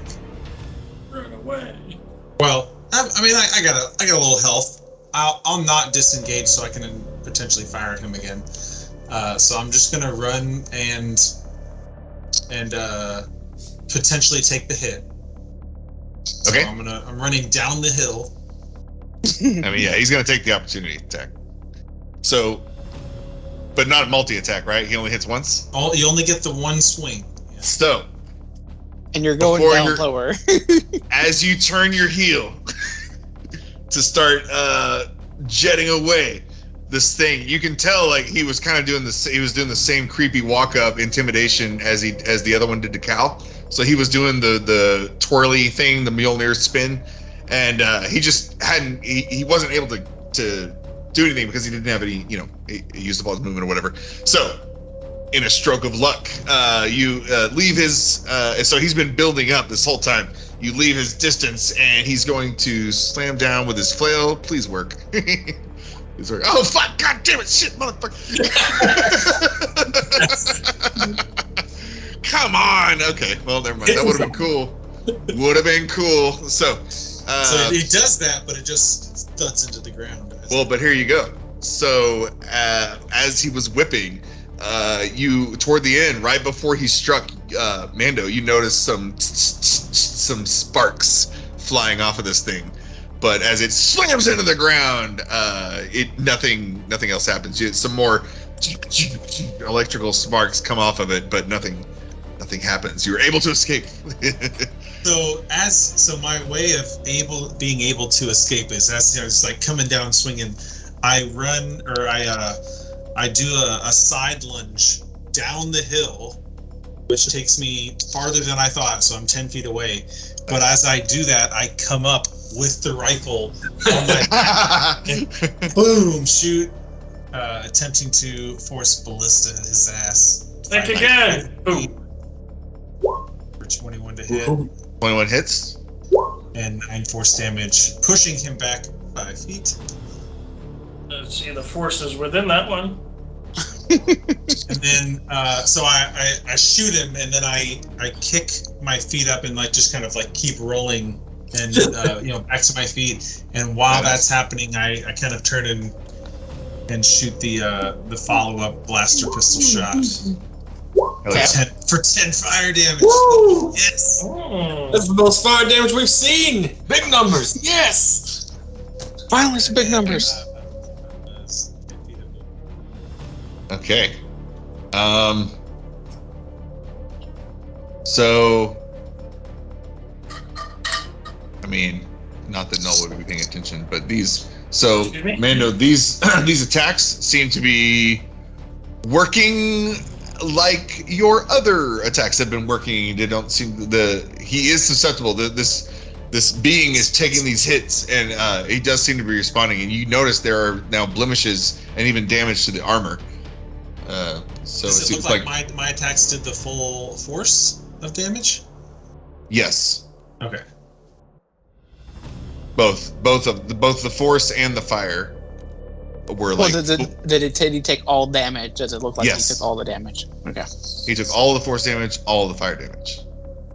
And I the reason I specify that is because previously the other one did not take slashing or lightning or thunder. Like whichever you had chosen, whether it was lightning or thunder, he would not have taken full damage from either of those or slashing. So, dun dun dun. Feathergale Knight, we still here? But Oh, yes, he's just the one guy left. Now, how are we gonna handle this? So there's a bear falling midair. Full velocity impacts 2 raven, vulture, human things with 1 rider. How many turns do you have for Thanksgiving? I mean, it's his turn. That's good. So, but he's going to use his reaction to just, get out of the way. So he sees this bear coming. Let's see. Feathergale Knight. Let's do. If he was, I mean, he watched you fly up there. It's like, so he saw you coming. Did 120 feet. He saw you get 20 feet up. How expected is somebody's gonna jump off of something 20 feet above and turn into a bear bigger than their bird? Well, no, like nobody expects that, but you can't be watching it. And you still respond to it. I'll say because he was responding the whole time, and he's not stupid. Are we sure? He saw you. You're flying. He's going to just get out of the way. He'll use all of his movement speed to get out of there that quickly. So like he moves so quickly in one flap that Gryke is now falling past these guys. Just Misty step above him. That's right. Yes. It's my turn next. Long sword. So, I mean, yeah, no, because that would he's falling around. So Gryke's I like how falling. hard the DM has to think right now. Because he's how many feet up? It's like, and how many feet per round? 60, and I was He 80 falls feet 60 up. feet per round, yeah. So if he was 60 already and he's 20, so he's like 80 feet up. So he'll still be falling at the end of this round. Okay. Okay. So, yeah. So the Feathergale Knight sees the bear transform and like, oh shit, and he's going to whoop, just kind of back out of the way and let the bear fall. And he's staying there. He is not going to attack. And the giant vulture listens to Gryke now. Yes. So, and the other one is just kind of flapping around. At least somebody got in there. It was still my idea, but at least it worked. So now the other giant vulture is like effectively Chicken Mando, right now, Just floating around in the air. Yeah. All right. So now you're falling. Gryke. Fall. I would like to. Faye touched Misty Step. Oh my god. And So like literally just above him. yeah, like Nice. oh, you thought you were slick. He thought he was slick, and then pop. Just imagine you looking up and there's nothing there, and then 3 seconds later, a giant bear just appears in the sky above you. Yeah. He backs out of the way, watches the bear fall. He's watching, eyes on him. Bear disappears. Yeah. So he's still looking down, and then just Gryke Yes. literally on top of him. So now let's say you are on the vulture, and now everybody's going. I can just hear the bear falling, and it's wookie noises as it's going down. Keeps falling over and over. I've been falling for 30 minutes. 30 minutes. Oh my god. Okay. So that happens. Okay. Misty Step onto the backs of these guys. You're falling. Now everybody's falling, and everybody will end their turn 20 feet above the ground. Not taking damage yet, but you're we'll hit the ground because they're at 60 feet or lower, so we'll hit the ground next turn. okay. So that'll be the impact. Yeah. Can Gryke still attack though? No, he already. I mean, that was No. his Misty Step, and he had already. Section. He was following. I mean, yeah. Bonus action, Misty Step, I onto would them. say it's pushing it, let me do all that stuff, so I'll accept that being my turn. Okay. I know Because, when I mean, it would make. I'm gonna add Gryke damage to the fall because Right. there's a bear on top of you. Classification of damage. Great. 1 unit of Gryke, 1 Gryke. What do Okay. you have resistances to? Fire, Gryke, water. All right. Back to the ground. The Myrmidon, who recently, I guess Mando keeps running away. I don't think he can make it there. Let's see. 75.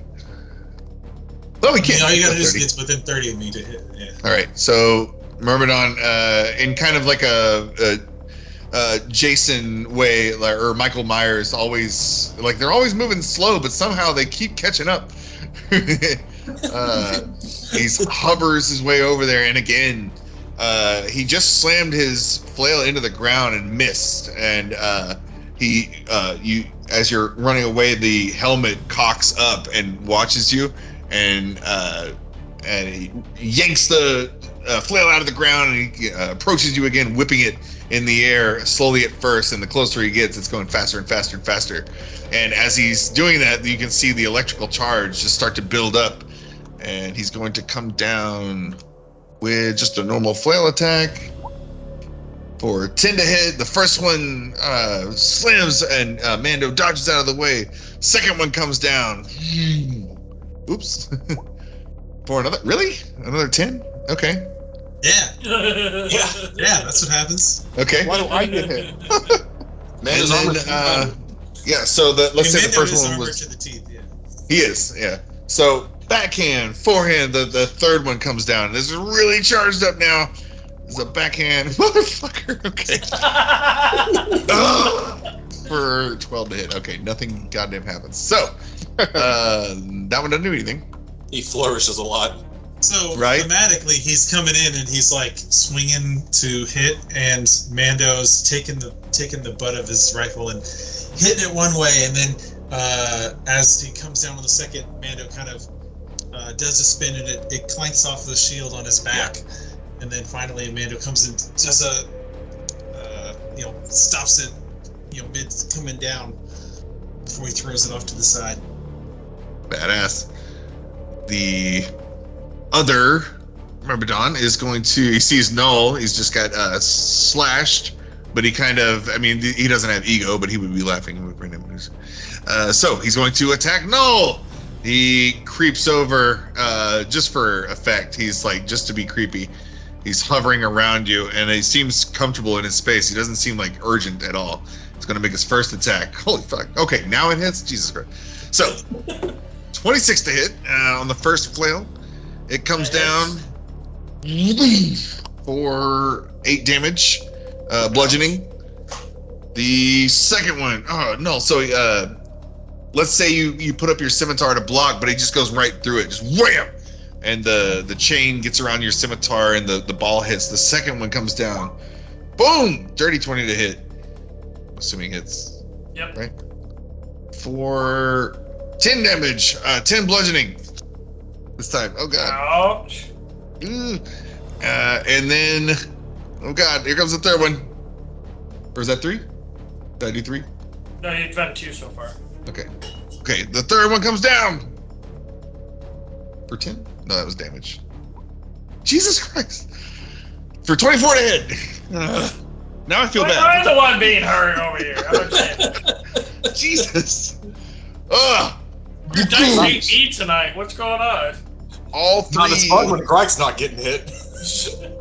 Right? I'm feeling bad over here, but you guys lived through everything, so it's fine. It's fine. They'll be fine. How much Okay. was that damage for the third one? That was 11 damage, 11 bludgeoning. I'm really hurting. I've got 3 left. Oh, Shit.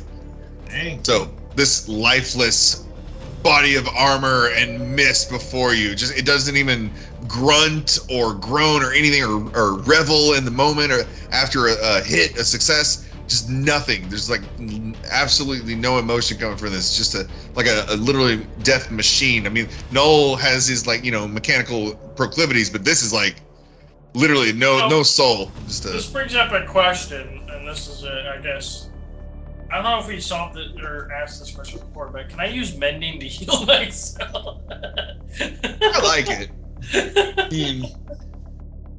I know that the auto gnome is considered a construct, and it can do that. So I think you can do that? Okay. Yeah. I don't know if you could consider me a construct, and that was I was just gonna leave it up to your discretion. So in the book, no, but I'm like, how does the auto gnome get to do that and Warforged can't? I feel like they're the same. They're the same. So just for the sake of our world, because the auto gnome gets this I'm gonna. The Warforged should also get to have that. It just makes sense. Okay. I'm not gonna do it now because it's not a reaction or anything, but I figured I'd ask. Yeah, I will. Does anybody have a problem with that? Is all right. That's it for them. Cal. The Cal's healer. turn. All right. Now you're gonna say I'm the healer. All right. And he burping it. It's like a Cal thing. So Cal is going to activate my channel divinity Balm of Peace, and I am going to walk.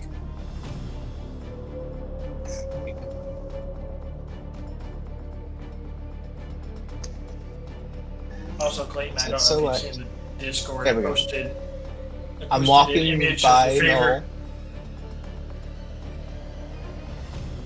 I walked by you, Okay. activating my Ball of Peace, so it does. Alright, come on. 14. Heal? I heal you for 14. Yes. Thanks. Hell yeah. Now, that does not heal me, right? Because it says you can heal hit points to that creature. Yeah, just one. Okay. Well, it's whatever creature I walk by that I say. Yeah, So you can I make it walk- yourself. That's what I'm saying. Can I heal myself as well with that? Well, if it's It's I don't, in think creature. I don't think you both get 14. I think you can kind of split that up, right? Because the thing it is no. So that, I read it pretty good in the book. The broken thing about it is that there's 15 people in his line that he walks through. Every single one of them gets the 14. Really? I just don't think it's Yeah. him. I do not it's- get it. And he doesn't provoke opportunity attacks either. Hmm. He I remember. delivers Okay, yeah. We core talked about combat. this. Yeah. Heal. Yep. Shish. So Man, that guy can heal an entire army. Okay. yeah, so I move over here and then I activate my. And then I use my bonus action to smack with my spiritual weapons. Smack me? What? What? No, not you. Gotta heal you. Cal give it, then the Cal take it away. No, I hit the air thingy, Yeah. and Cool, I hit spiritual with spiritual weapon. 22 hit. Woo. 22 hits. All right, and damage. 12 damage. 12 force damage. Little force damage. The spiritual weapon comes to the side of the back. I guess he's. Oh yeah, the side. He's in combat with Null. So And Null, if you noticed, your slashing wasn't doing so much damage as you're used to earlier, but you see this spiritual weapon come in, bam, just like fully clocks this elemental across the head for full damage. You know, so that was force damage. Yeah. Yep. Cool. All right. Damn. Peace cleric. Kicking ass. Is that it? yeah, that's the end of my turn. Best way to peace is everything's dead. Right. No. Forced peace. Force peace. My guiding bolt, my spiritual weapon. Null's turn. Is it gone? Oh. He stepped away. Oh, we're good. I just saw the flying bear. But yeah, my Balm of Peace is, as an action, move up to your speed without provoking opportunity attacks. Move within 5 feet of any other creature during the action. You can restore hit points to that creature. So I'm like, so it's not myself, but I kill everybody else. High five, high five. Yeah. High five. Heal. Good game. Good game. You guys are crushing it. Keep on up. Keep it up. I mean, we've done some pretty amazing things tonight. Guy dropped as a bear out of the sky. Claimed Twice. it. A thing. We threw a trench in the ground. I tried to shoot fiery spear things, but the watermelon seemed to be the thing that only hits. It's Null's go. Is it my go? Yeah. Oh yeah, Null's turn. Okay. gonna try hitting the thing again. So I'm gonna do my. I'm gonna do my scimitar. I think I still have that. Well, am I still in range? For this? So real quick, are you gonna do your scimitar flame blade combo? Yes. So do one lightning, one thunder, just for flavor. Just whenever you do your shot caller damage. Yeah, that's what I'll do.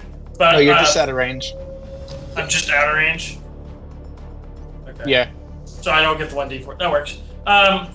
But I will do. Let's do the scimitar. Unless first. you want to move over here.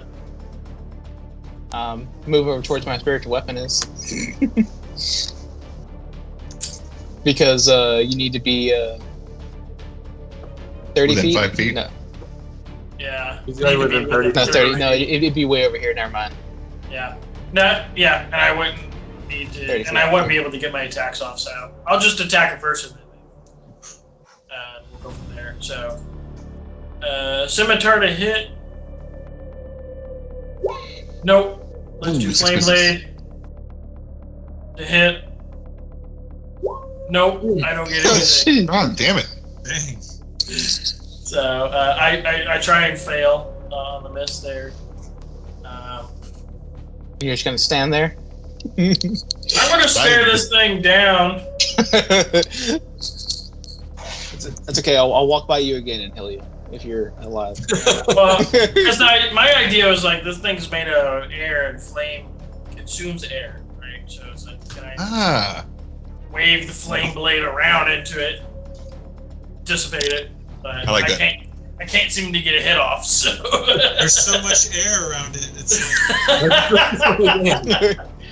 so I'm gonna stand here. Exactly perfect. Yeah, I'll Yeah, stand here. even a hit sounds like a whiff.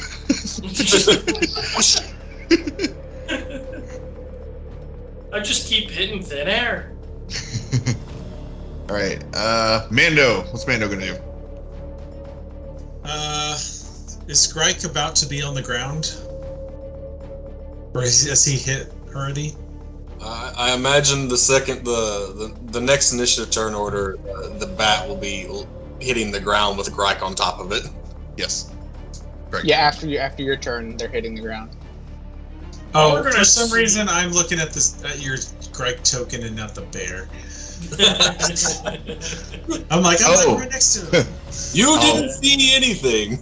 Well, if I hide him, he disappears from the turn things. I'll just put him way over here. We're not even gonna see the back hit the ground. We're just gonna. It see works top too, of because the then I imagine, depending on how this goes, I might get popped out of bear form pretty quick. So we'll see. Still not. I still haven't been hit yet, so I'm gonna again risk the attack of opportunity. Oh shit! Here we go. Come on! To run again. All right. And when you do, again, he's gonna try this time to catch your leg with his flail, kind of like trip you, whip as he slams down. Come on! Now I want you to hit. You're not gonna do it. Of course not. Of course not. Because he's not hitting at me. Exactly. The How do I other get one 3 in a hits. row and then I can't hit Mando? This is bullshit. It's because your dice have picked their enemy tonight. Seriously. Yeah. Well, it's just that guy. He hit me twice and Null 3 times. I made a philosophical choice to trust the dice, but now I'm like, meh. The dice team druids tonight. Like, come on. Okay, so missed. Yeah, go ahead. Yeah. And I'm going to keep traveling. So that was 5, 10, 15, 20, 25, 30. Turn around, come down to a knee, and do a full barrage of attacks on this Revenant dude. Starting with the Eldritch Cannon. 26 to hit. Yeah. Oh, 3? 4? Oh, God. 3 force damage. Hey, but he takes all 3. All of those 3. And then Blaster Pistol crit. Crit! Yeah! For 8 fire damage. 8? And he gets pushed back 5 feet. Bam. Ah! So now he should be not in range. Yeah, he couldn't catch up. Yeah. 40. All right. Very good. Feathergale Knights. Okay, here we go. So, It's 1d6 per 10 feet, so it'd be 6d6 of base fall damage. so that's base. That's everybody. Yeah, everybody's taking that. But you're half because you're raging. Yes. Does this thick skin as a bear also help with that? First, let's see if they're even alive. They're even alive. Is Gryke damage even going to be necessary? Necessary. Is it necessary for me to drink my own urine? Sterile. I like the taste.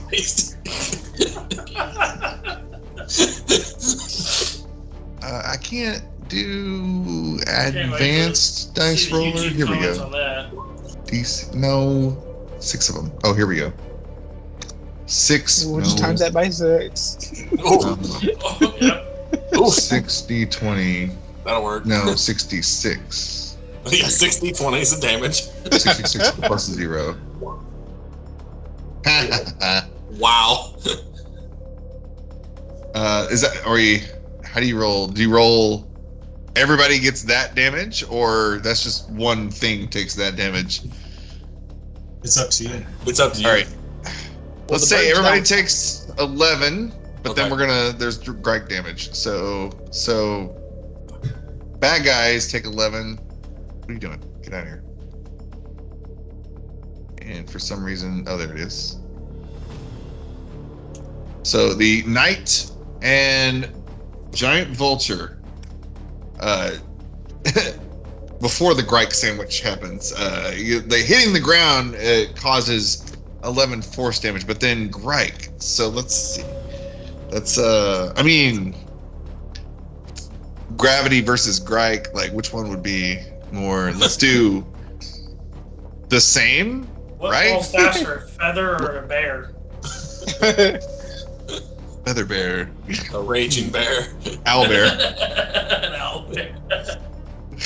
Okay, so that's only 9. Okay, perfect. This will work.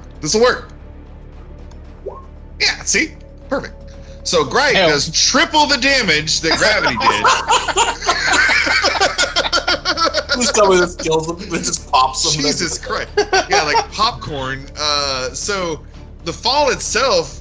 Let's just for story purposes. Let's say they hit the ground way before Gryke for like a 2 seconds maybe.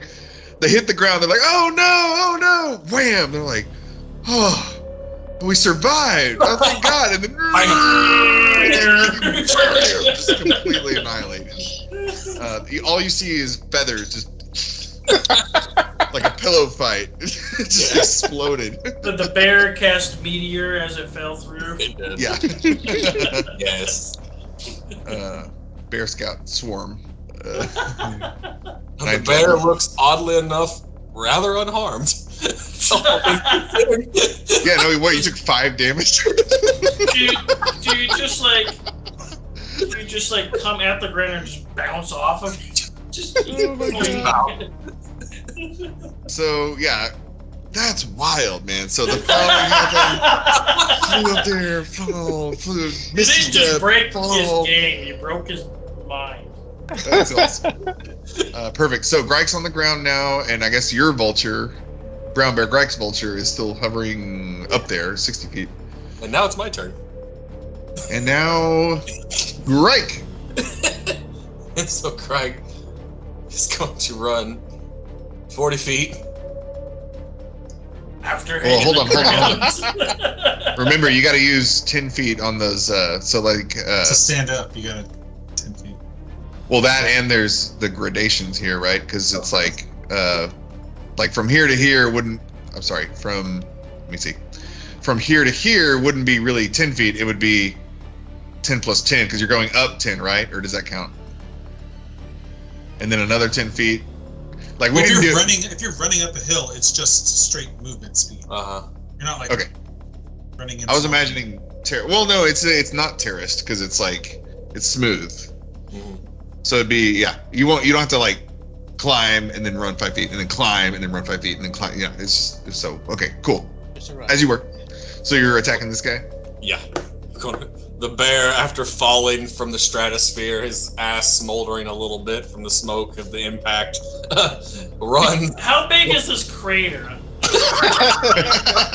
I have to dodge the crater as it's coming down? Like, in a raging, just the bear has bloodshot red eyes, its blackened face, and is going to multi-attack. Yeah. Alright. No, Add your just D4. And actually, you know what? No. The bear is going to reckless attack multi-attack. Oh, Jesus. Make sure you add that D4. So, yeah, I got the D4 now too, so we've also got that plus... Noel's just going to bear. curl up Make it- in like a Okay, fetus hold on. kind of position. Let's see here. Alright, let's roll the bite twice. Alright, 22 for the bite. That hits. A crit! Yeah! Oh, shit.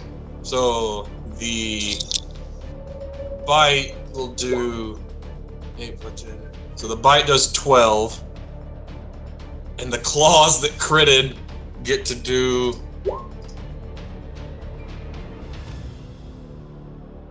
15? No. 20. You add Oh, yeah. -4, so this is 22. Total? Yeah, so 22 from the claws and 12 from the bite. So, do druids wild-shaped, do the attacks count as magical, or no? They're just like animal Not attacks? yet. Not until a certain level. Yeah, not That's until what I second thought. level. Okay, so he takes... So that all happens, yes, it all hits, but you Bite get the is feeling... piercing and the claws are slashing. Okay. And then that's... I'm sorry, what was the total again?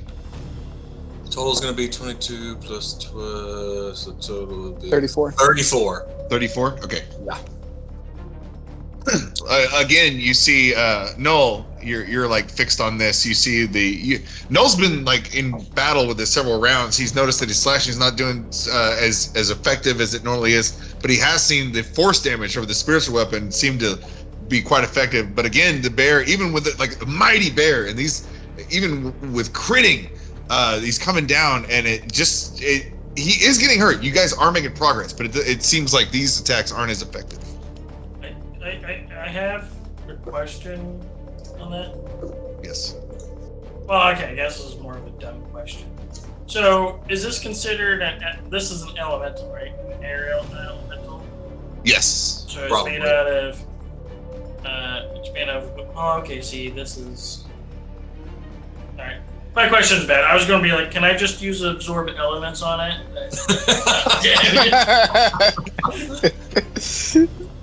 Absorb elemental. Yeah. I've got that too. The druids combine their staffs. I also got that spell. Ghostbusters, we crossed the beams. I was just gonna say, yeah, it's just he just pulls out a proton pack. Yeah, gang up on him, corner him, like Right. you're about to be absorbed. Yeah, but it's not. Wind isn't tied to any sort of damage, so it's not gonna work. All right. Yeah, it's a reaction, right? Well, and the thing is like because it lists out the type of damage it'll absorb. So it's things like fire, or acid, or cold, thunder. So, after just getting mauled by this big ass bear that came out of nowhere, okay, Maisel. the armored elemental turns from Null and fixes his gaze on the bear and is going to attack. Bam! The first one comes down 26 Yeah, that's gonna hit. for 11 damage, bludgeoning. Whoosh! Tickles. And Gryke, you see the spark start to out of the ball of this flail as he comes back for a second hit. Greg gets a little happier. So this one comes down 22 hits, and also, well, let's do this first.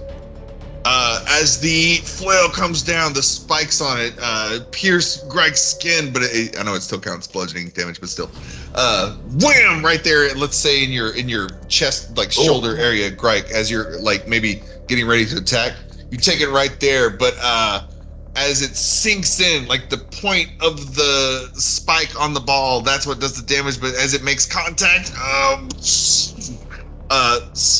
electricity sparks out from that point, taking 18 lightning damage. Oh! On that second flail attack. Ooh.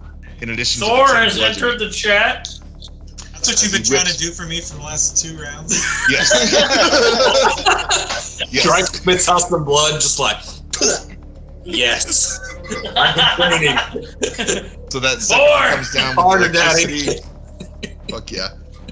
Okay, more. All right. So comes back, and then Please throw another. comes back with an uppercut for his third attack for 15 to hit. That still Oh, hits. that hits in bear form. Hit the bear.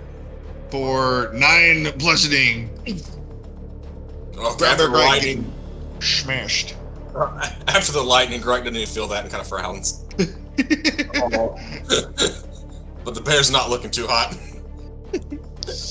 Yeah, and he'll hold his ground there. It's eerie. Like, you guys are used to fighting, things with like emotions or at least like motivations. These seem to just be like a non-sentient killing machines. It's creepy.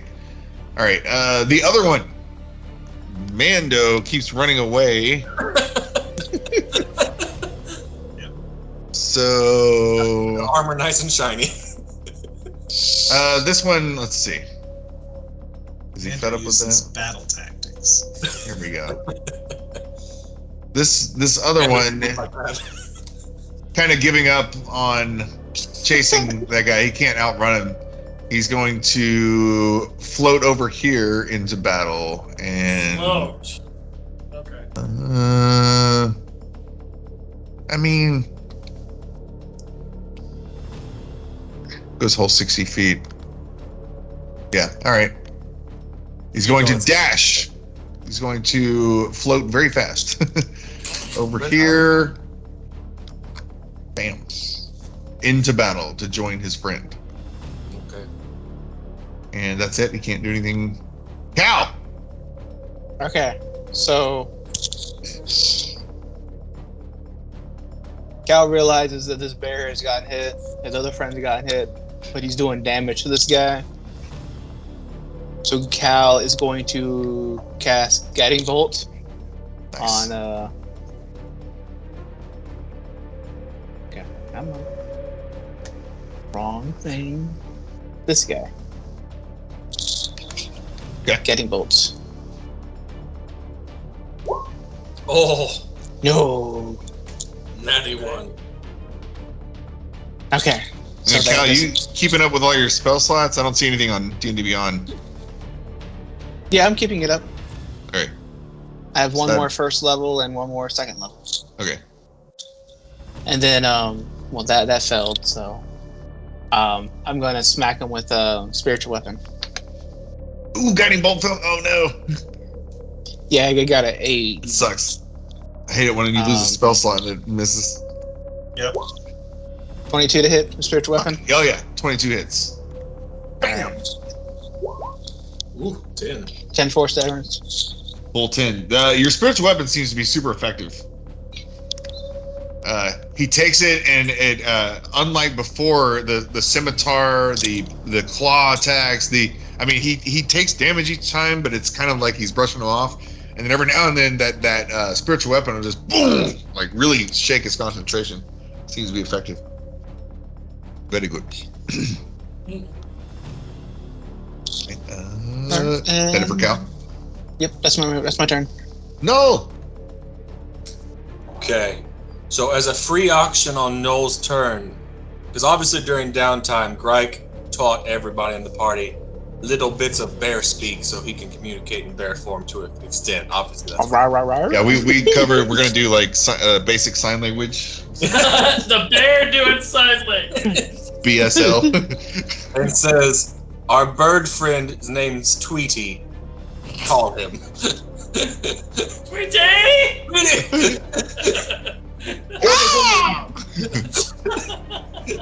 He'll respond. He'll respect a druid. So, yes. The giant vulture sweeps in, and I think he's got 60 feet of movement, so he would. I lost it already. Hold on one second. Can I have the bird do gust of wind on the air thing? Ooh. Like flap at wings real fast. I mean, we could try that. That's not one of his official things. That's pretty cool. That's I think. Well, was this like a rescue call, or were you just saying come join battle? Because I imagine the bear said I could call the bird, so I called the bird. Oh yeah. So the bird comes. I imagine he was about to just grab you and like lift you. I think it was just more like, here comes the bird, but now it's like, these are air elemental things, right? Can I blow it away with a bird? Or push it away, like a power flap. Yeah. Pidgey, okay. do wind gust now. So if you command the bird to do that, let's see, intelligence. Yes. He's got a 6 for intelligence, and What?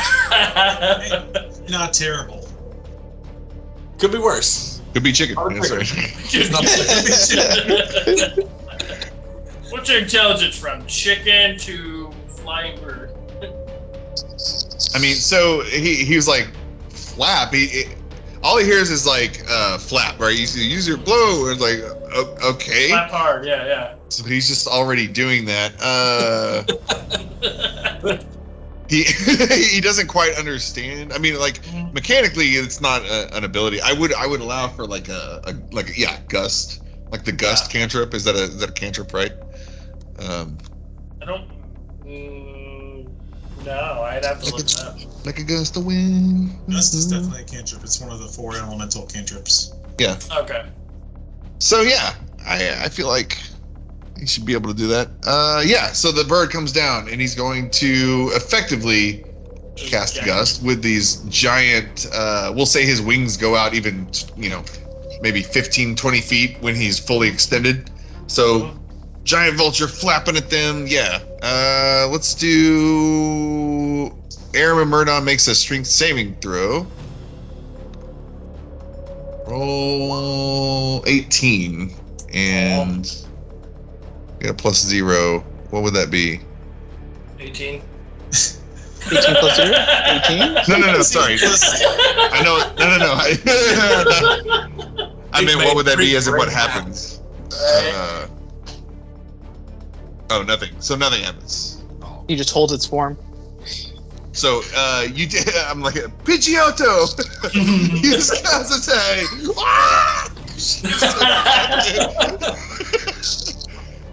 But yeah, it does happen. But the Myrmidon just kind of hovers in place, and you can tell the plate armor is so heavy that it can withstand the gale force winds being apparently, the vulture. Okay. I then will try to do my combo thing again, see if that works. Okay. So hit with scimitar. Does the 16 hit? 16 misses. Ooh. Oh, okay. Hardy boys. I hit with flame blade. Nope. Ooh. Oh, damn it! Ow. Too much wind. Too much All the wind. wind. So much wind. I'm gonna stay here and try and kill this thing. I'm invested now. Right, Mando. No longer being pursued. Yeah. Literally fighting the air and losing. Mando's off by himself now. Well, yeah, I'm also kind of, I guess, downhill a little bit. Oh yeah, you're 30 feet downhill. So you currently can't see them. I mean, or Look, it is confirmed. Faerûn is non-Euclidean geometry. There are. So I could get up to here though. Like I can Yes. Get here. Yeah. That's still at the base of the hill, but yeah. So I try to get an angle on. Is this bird on the ground or is it flapping? Do I have a shot on this guy? This bird is very close to the ground. He's not on the ground. I'll say there's enough space under him where you could see them. Okay. So then, yeah, I'll take aim at the one that is being pancaked by Null and Gryke, and take a shot at him with my Force Ballista. Oh, Damn. everyone. But followed up with a blaster pistol for 6 fire damage. Fire. He takes full fire damage. Boom. So yeah, the ballista, the shockwave gets thrown off because of all the flapping, but the laser is able to cut through the bullshit and go straight through, and gets its target. Nice. Cool. That's my turn. Feathergale Knight, he's dead. I thought he's dead. Yeah, he's dead. Yep. And there's only 2 vultures now. He should disappear from the thing. Never mind. Whatever. Greg's turn. All right.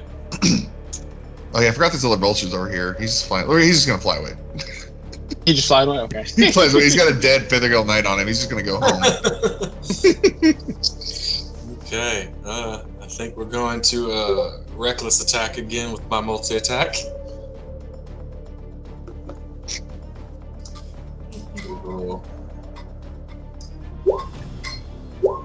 So that's a 24 for the bite.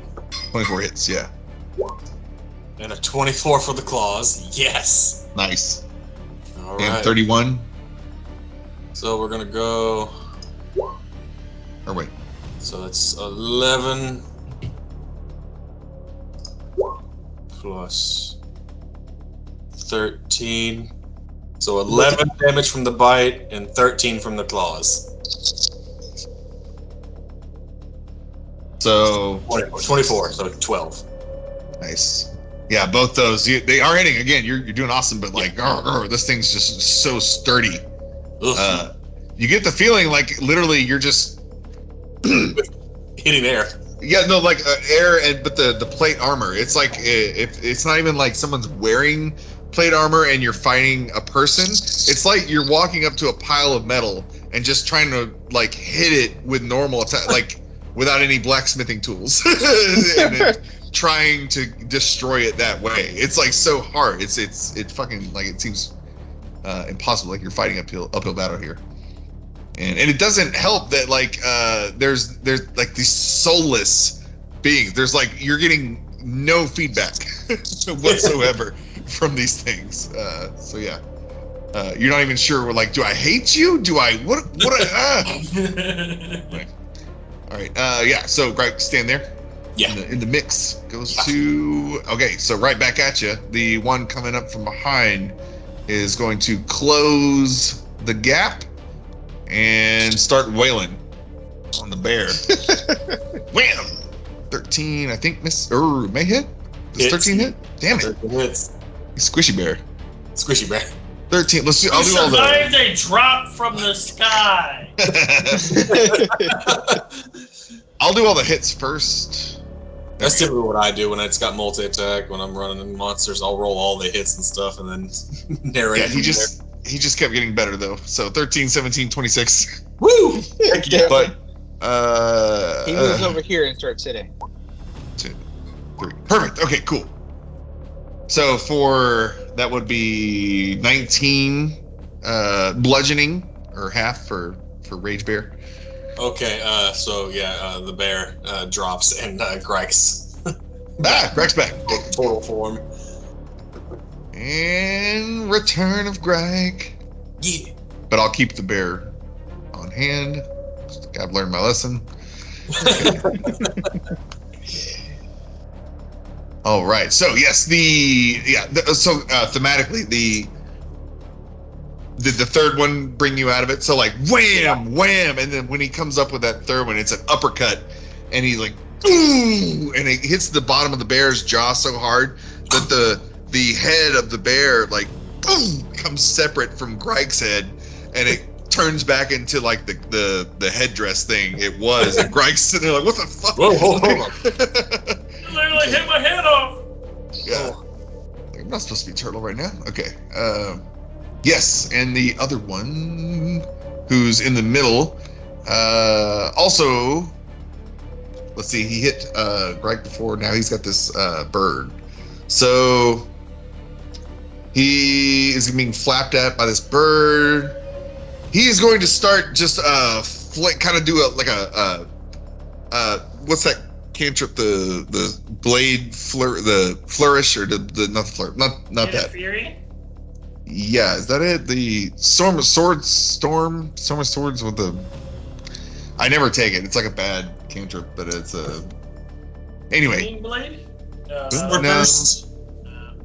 Sword burst, yes, like that. So he kind of does that, but with his flail. So he just starts indiscriminately kind of flailing it around, like a flail, and he's going to kind of go like, Gryke, no, Gryke. So he's attacking somebody other than me? Oh yeah, so yeah, let's do that. In fact, let's say, well, the first one's to Gryke, and then for 24 to hit. That hits. For 7. Okay. But then the second one, yes, he will try to hit Null. So do you do something before that, or how does it work? Yeah, as my reaction, I swing as hard as I can at his Wait, face. so can you intercept before it hits, or does this so I when? don't think so. So Sentinel. When a creature makes an attack other than you, can you stop that attack from happening? Is that the point of it? Within 5 feet, if you makes an attack against a target other than you can use your reaction to make a melee weapon attack against the attacking creature. To potentially stop that attack, or this is after the attack has already happened? Imagine They if haven't I take a cheap simultaneously. shot. He attacks. Yeah, I'm taking the opportunity to, while he's hitting Null, I'm hitting him. I think. So he still hits Null. I mean, we don't know if he hits yet. Yeah. We don't know if he hits yeah. yet, so he may miss. But Yeah. Even if he misses, Gryke still hits. Potential. So yeah, he just has to make the attack. So yeah, so then we'll swing. Let's see. Come on. 17. Nice. To hit, Yeah. 17 is not hit. Oh. And Null, that would be 11 bludgeoning damage. Wait. We're Yeah, add your +4. Yeah, Add your we get that. Oh, D4. so go ahead. Your D4. But that 11 still hits. It's 18? Does 18 hit? 18 hits. Yeah. I still take the 11? Still take the 11. Well, no. Does 11 hit you, though? No. That was 20. Oh, okay. Yeah, he hit me with the 20 and then, 11 damage. yeah, I took the 11. I'm hurting again. So that'd be 10 damage. So he hit Null. How am I, innocently, how am I the one getting the most damage tonight? The dice! I haven't Everyone's gonna hit take this anything. thing. For 10 Yeah. of piercing? Or It's gonna be bludgeoning. Bludgeoning. It's much worse than that. okay. And then third attack, back on Gryke this time. Okay. For 13 to hit. Nope. See, in turtle form, you're what, 17? Yeah. Yeah, there we go.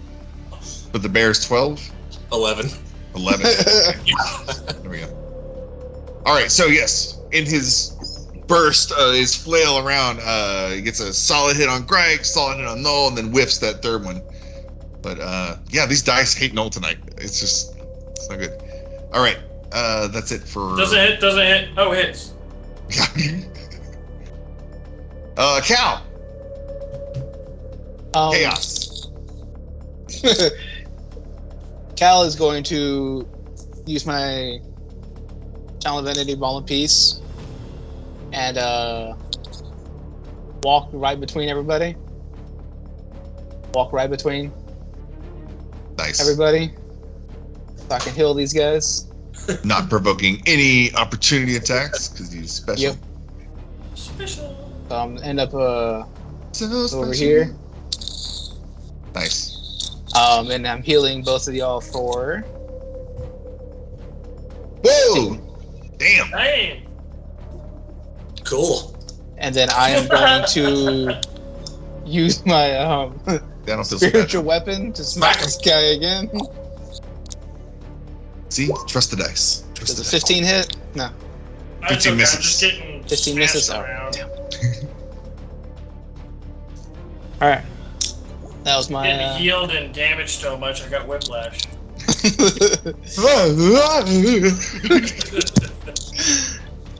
Very good. That was no. my turn. My turn? No Yep. turn. One turn. Okay. Let's see. Let's see if I hit with my scimitar this time. And I'm within 30 feet, so I get that D4. Yeah, he can add that D4 to the attack rolls. So that's not gonna help regardless. No. Oh, that's 91 right there. Flame Blade. Nope. Nope, that's not gonna work. Apparently swords don't work against this guy. Apparently. I mean, they even if they weren't your swords, yeah, they're still tough to hit. Yeah. That's it. Shit. Mando. I wonder, I've got an idea for this. So about how Mando's. long has this combat been? Many rounds now.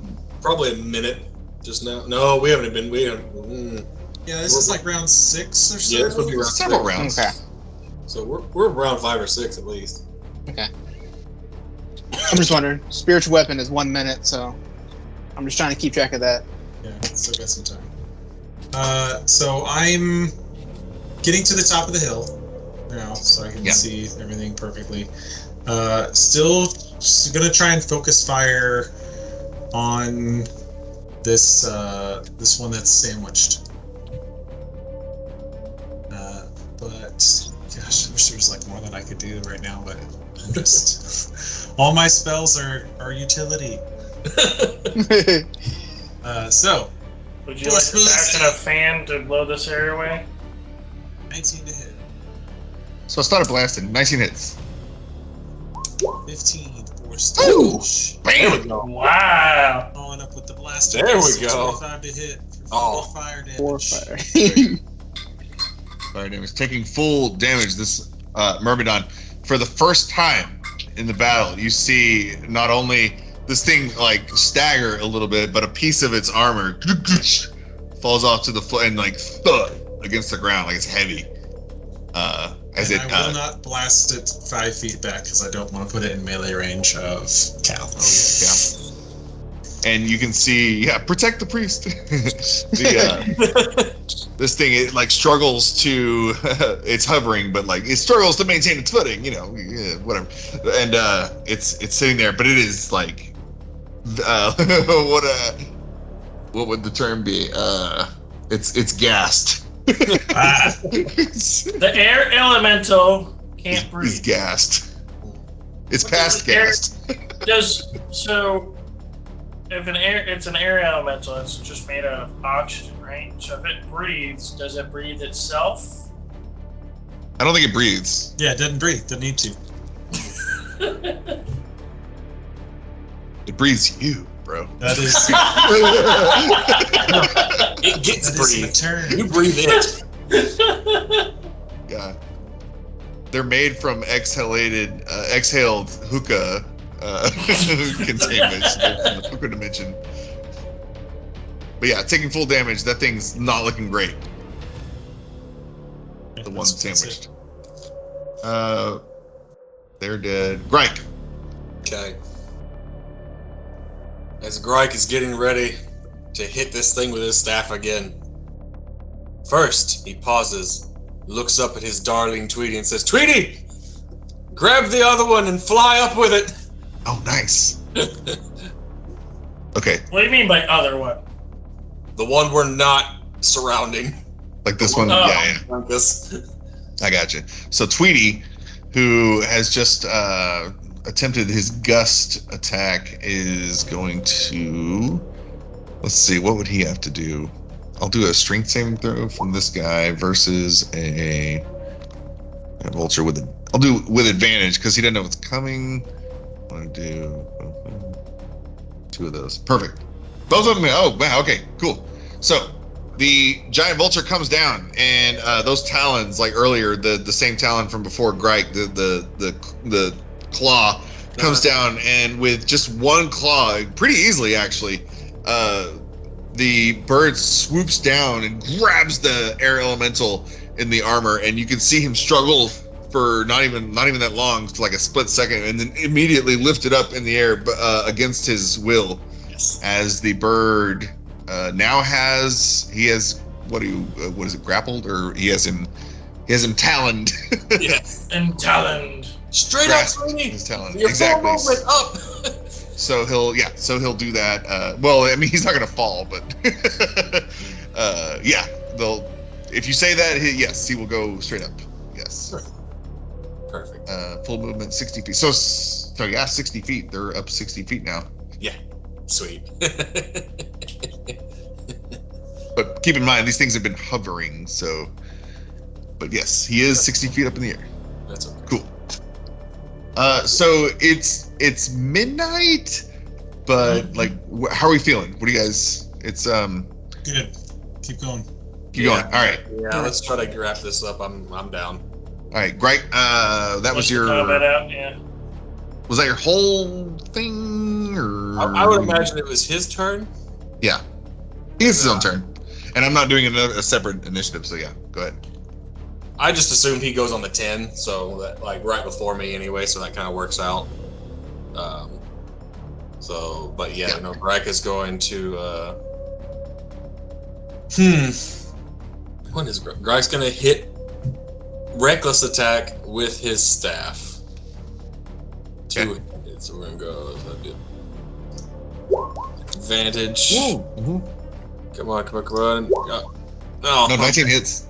Well, it's advantage anyway. I was hoping for the crit. Oh, I got you. Yeah. Okay, so then 4 damage.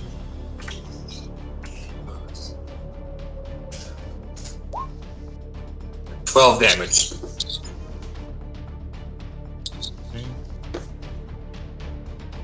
And yeah, that's all Gryke's gonna do right now. And in return, he rears back, and here we go again. He's thematically, this never stopped. We'll say he's just doing like a wild spin move. So again, actually he landed on Gryke. So this one's, I guess So the first one hit Gryke again. Oops, I'm on the wrong monster. He's not gonna bite. That's not. Here we go. He can't bite. He has no mouth. So, 19 for against Gryke. You're still normal, Gryke, right? Yeah. 19 to hit for 6 damage, bludgeoning.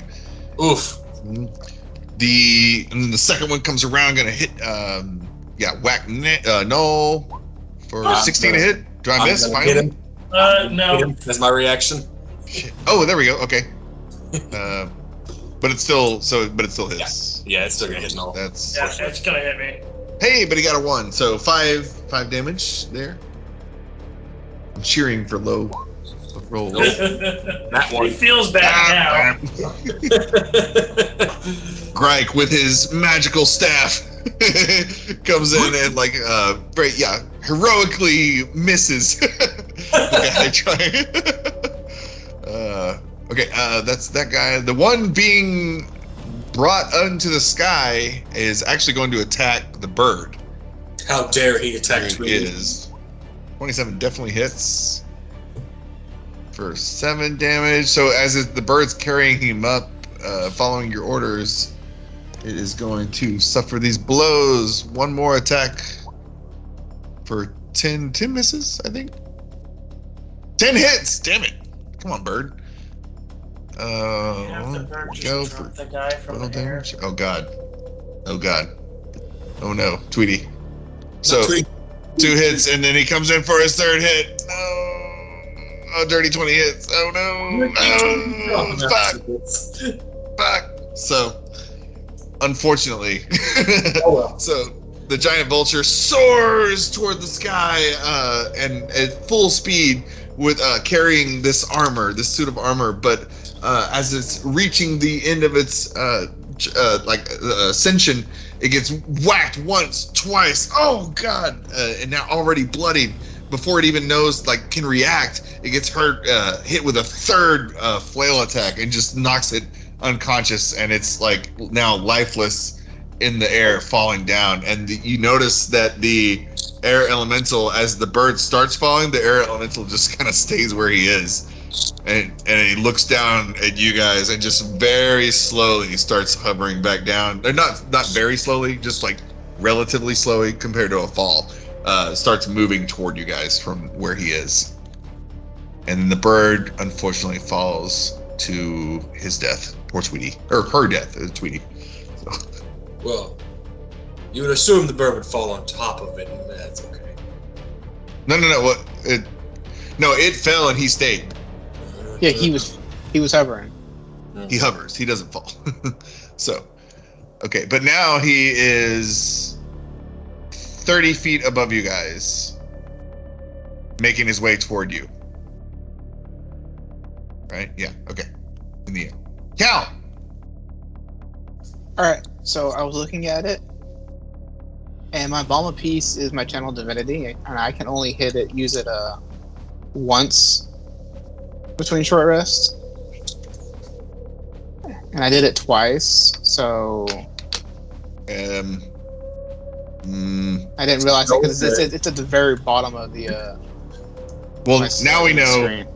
It's okay. Okay. Now I was about to we know. say I can use up the last of my spell slots. You say I used it up for cure wounds. If you wanted me to do that, or we just know it for now. Just pocket it for now. Okay, we just pocket it for now. Because you've only got one left. Yep. So I am going to. Everybody say thanks, Cal. Yeah.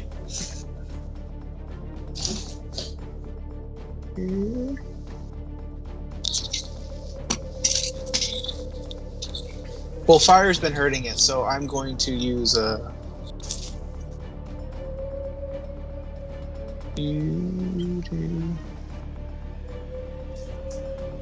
Fire force. I'm gonna use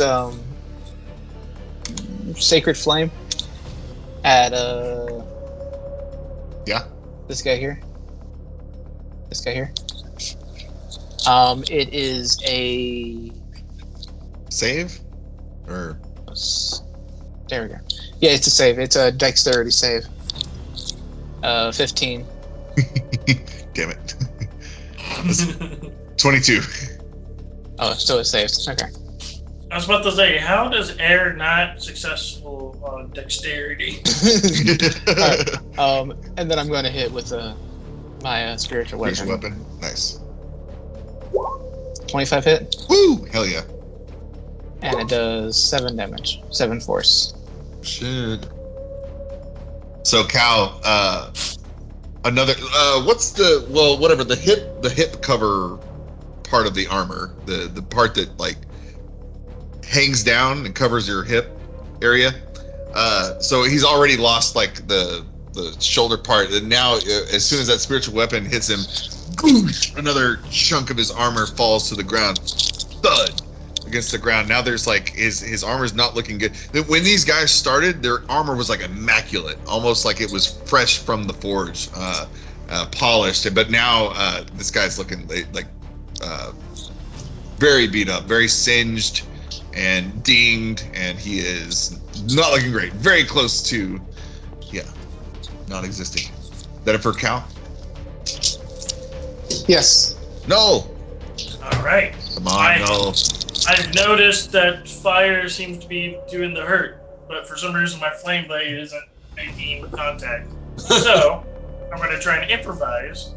I have a small knife, and I would like to pull up the small knife, cast heat metal on it, and stab the air elemental living. Yeah. Yeah. So it's what, 2d8 fire damage. So, or do I want to roll for? Are you considering that just a regular attack? Yeah, just treat it like a dagger. Okay, so Rolling for hit. 19. Nice. Yeah, hits. Nice. Then 2d8. That's 3 fire damage. Shit. 2d8 got 3? What the fuck? Damn. Oh. All right. So it is effective. You see, you heat your metal and you jam it up in between like the kinks of the armor, and it is effective. This thing, you see, it has been the armor seems to be binding all of the gas, the air that's floating around. That's only like slightly translucent compared to the like normal air, but now you've just like punctured a wound, and it's like constantly leaking now. So it's like air's like a slow leak. Can't you just cast heat metal on the armor of that? That's what I was thinking. Ooh, nice. Just heat up his entire armor. And I didn't like- think of that, but Like, I could try that next time. Because then you Like can also- maintain concentration on it. If these are like air elementals with armor, and we kill the air elemental inside, we have free plate armor. I mean, Go on. if you live, I wish I could have, but I've used all the spell slots for that specific level. But heat metal does 3 damage to it. Is it still alive? To that? it is, but it's not looking great. Like it's very close to not. So that's kind of 1 attack. My second attack is going to be the scimitar. Okay. For a nat 20. Hey, there we go. Roll those dice twice. I will Right. do that. Okay. And that's twice rolled. And then am I within distance for the D4, or is that still? Well, that's He just doesn't go to damage. It Yeah, goes yeah, to that's not a yeah. attack or ability. Okay, so not damage. All right, cool.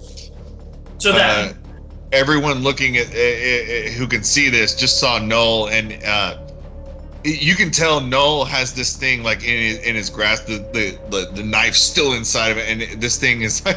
If he was breathing, he'd be gasping for air. He is air though, so he's not doing that. He's just suffering, very close to death. Very good. Null, everybody staying where they are. yeah. There, Mando. Mando. I'm gonna keep from my fortified position. Just keep artillery hammering this guy until he's dead. The sandwich guy. Yeah. yeah. Yeah, this will probably okay. Blast damage. Boom! All right. Nice. How do you describe how? Yeah. Minimally damaged. Remember, we want the armor. I've got mending. I could just mend it back to health. There we go. Using the force of the ballista like a railgun, the ballista fires out and hits center mass on the creature air elemental thing, and just all of as it like rips through it, it misses all the armor, but the shockwave causes it like when you're blowing an O-ring underwater, a toroidal Yeah. pussy. Yeah. It creates that all the armor vacuum. a vacuum right in the middle, and it just kind of collapses in on itself, and all the armor falls to the ground. Yes. Then I Very turn my detailed. sights to the other one. 25 hits. 7 fire damage to the other one. Yeah. Yippee-ki-yay. And I'll add to your destruction. If we were to zoom in on the microscopic level, the air element, the things that were holding this, binding this thing together, just everything, your force ballista just separated, like it blasted apart everything on the molecular level. So this thing's like not even air anymore. And the second one takes 7 fire damage. Still looking pretty strong though, as he's floating ominously down, just at his movement speed toward you guys. But nice. Oh, does he move or no? He just takes the fire. Well, I mean, that died. one Yeah, that guy died. Yeah, Yeah. the other one doesn't move from my regular blaster. All right. He's dead. Greg's turn. Okay. Is the other one still hovering up in the air? So now he's 30 feet above you, coming down. Okay. I'm right near where the spear grazed Cal, right? Yes. No. No, I picked that one up and then tried to shoot it at the bird. Oh yeah. There is one other spear in the battlefield, though. I just don't remember where it landed. Yeah. On the bird, he has several. You know what? No, because this the guy that was over here, I just like making Sean he do threw one at us. Yeah. This so giant two vulture still has, I will say, like, half dozen spears on him. That's fine. I'm gonna do something to make Sean do something. Greg's gonna take off one of his random patches off this robe of many patches, robe of useful items. Yeah. And like as he's taking, he's just throwing it at the dude in the air. So whatever happens out of the patch would get yeeted in his direction. Okay. So at this point, it's up to you. What happens? Let's see here. So how do I throw this to? You're like Pokeballing this. Yeah, pretty much. It won't let me throw it to you, but so the GM chooses the patches or determines them randomly, and then there's on the item thing there is a D100 table. Robe. I like how much work we're making the DM do tonight. Yeah. From complex math calculations of 3D space. How much damage does a Gryke do? Right. The unit of measurement for Gryke. Hypotenuses to. Right. Why is it not? Robe of the Earth Magi. Useful items. Literally, I typed in robe of useful items and nothing came up. I typed robe. There we go. All right. So it's random. Yeah, I use one of the random ones, so yeah. Okay, here we go. It's up to you. I don't The know. D100. DM. 53. 53. What's 53? A cube 10 feet on a side, which you can place on the ground. So you're throwing a pit in the air?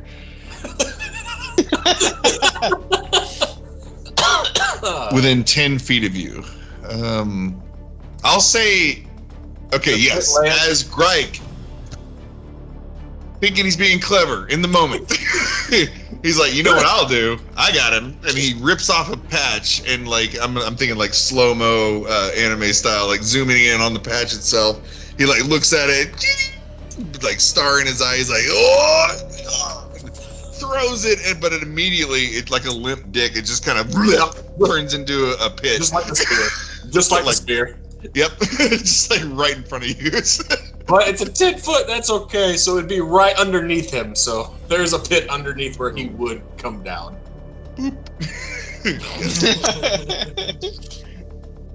So immediately, like out of your hand, it doesn't even like leave your hand that far. It's just as soon as it is not in contact with your skin, it boom, it turns into a pit on the on the ground. After this disappointing trial of this is why Gryke is always a bear, Gryke, as a bonus action, goes back into a bear. It's like, you know what? I'm just gonna, you know what?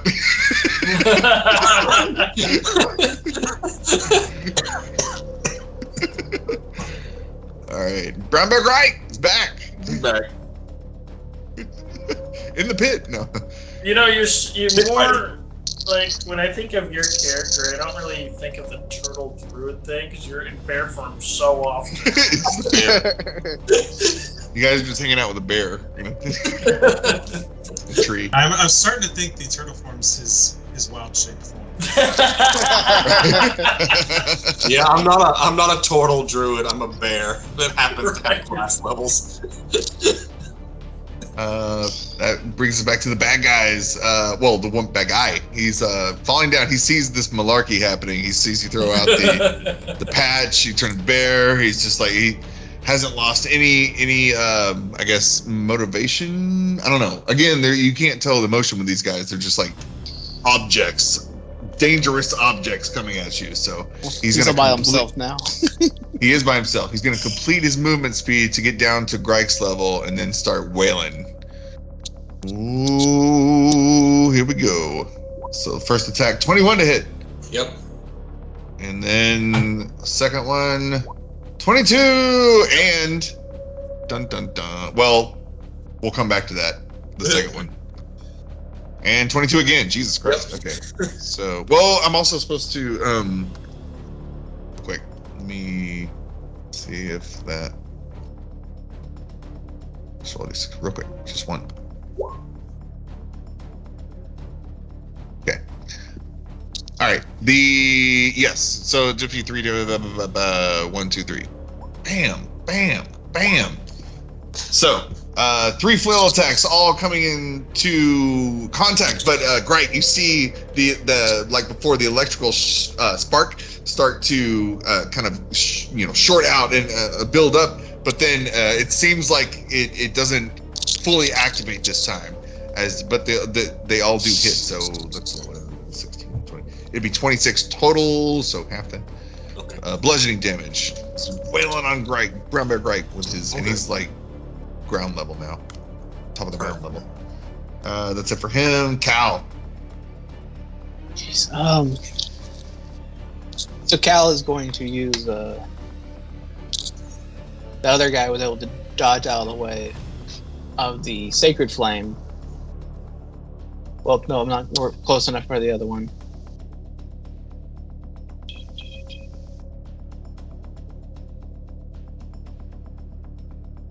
No, I'm gonna attack with Sacred Flame again. Nice. It's a save. Dex. Yes, Dex save. 21. Okay, he passes. Okay. Alright, so I'm going to Run away. no, I'm gonna smack him with my spiritual weapon because it's still there. I don't have to move it. 13. First time it's missed, I think. Second. I think it's the second time I've missed. Yeah, this guy. Let's say he's like such in a flourish with this, like just beating on Gryke, that it's hard to get a pinpoint. You're trying to help your friend, but it's like it's hard to get a move on there. Is Cal gonna stay where he is? I was going to move over a little bit. Nice. That way I'm not directly behind Gryke. PTSD. And it hurt when my friends never stood downwind. Warthog. We got stats for a warthog? Okay. All right. I will find one. All right. Null. No, sir. How far is he up from me? No, he's on ground level now. Oh, he's on ground level? Okay. Yep. But there's a 10-foot hole right there, so. He's okay. So he's hovering above a 10-foot pit. Okay. I'm going to try and hit him with Thorn Whip. Ooh, nice. That's a 15 to hit. Just misses. Okay. I don't have anything great after that because he's so far away. Yeah, you'd have to. I mean, you could. I don't want to get stuck in the hole. Well, you go around the hole. Spend your movement to go all the way around. Yeah. I can do that, yeah. Yeah. And then I'm going to hit it with my scimitar. There you go. Yeah, well, that works out for me. Come on. That's a 7. Damn it! Big money. So, Dice. that's it. I'm not gonna complain to roll 20. Like, what are you guys doing? This is not random. Oh wait, Okay. you still have your D4. You D4. could roll Oh yeah. for your Thorn Whip and your Scimitar. Oh, I keep forgetting for the roll. Yeah, go ahead. Go ahead. I Because the think Thorn we're- Whip, It potential on the Thorn Whip. I don't Yeah. think the Scimitar's going to get there. Scimitar's not gonna work, but the Thorn Whip could work. So it'd just be another D4. Yeah. I think their AC's like an 18. Oh! 18. Yep. Yeah. 18 hits. Okay. All right, so Thorn Whip hits. And how's that work? then- There's damage, and then he's pulled, or Can be. Yeah. So, yeah, I could. If the attack hits, you'll take the piercing damage itself. and if it's a larger, like smaller creature, I can pull it up to 10 feet closer. Well, you're already next to it, though. Yeah. So, but yeah. So I hit it, and it takes the damage on there. The collar doesn't activate because it's not really it's a spell attack, not a melee attack. So. Oh no. Let's Oh well, yeah. Never mind. Yeah. So I don't get cool electricity stuff, but I just kind of smack it. Yeah, I think we said the web. We'll figure something out with the web. That's a great idea. When we figured it, yeah, we were gonna figure out something, but not spell-based attacks. Cool. So there you go. All right, Mando. Alright. Mando continuing his onslaught. From a distance, by From a himself. distance. 8 fire damage on the first attack. Nice. It's 18 to hit. 18 hits. 10 force damage. Damn. Can I shoot him into the hole? Well, I guess I'm not. I mean, he would already be in it. He's just floating. He doesn't really. Gravity doesn't have the same effect on him as you guys. Yeah. I mean, I'm continuing my ranged assault. I mean, it's effective. I'm not going to move at all, so I'll keep attacking that way. They're dead. Gryke.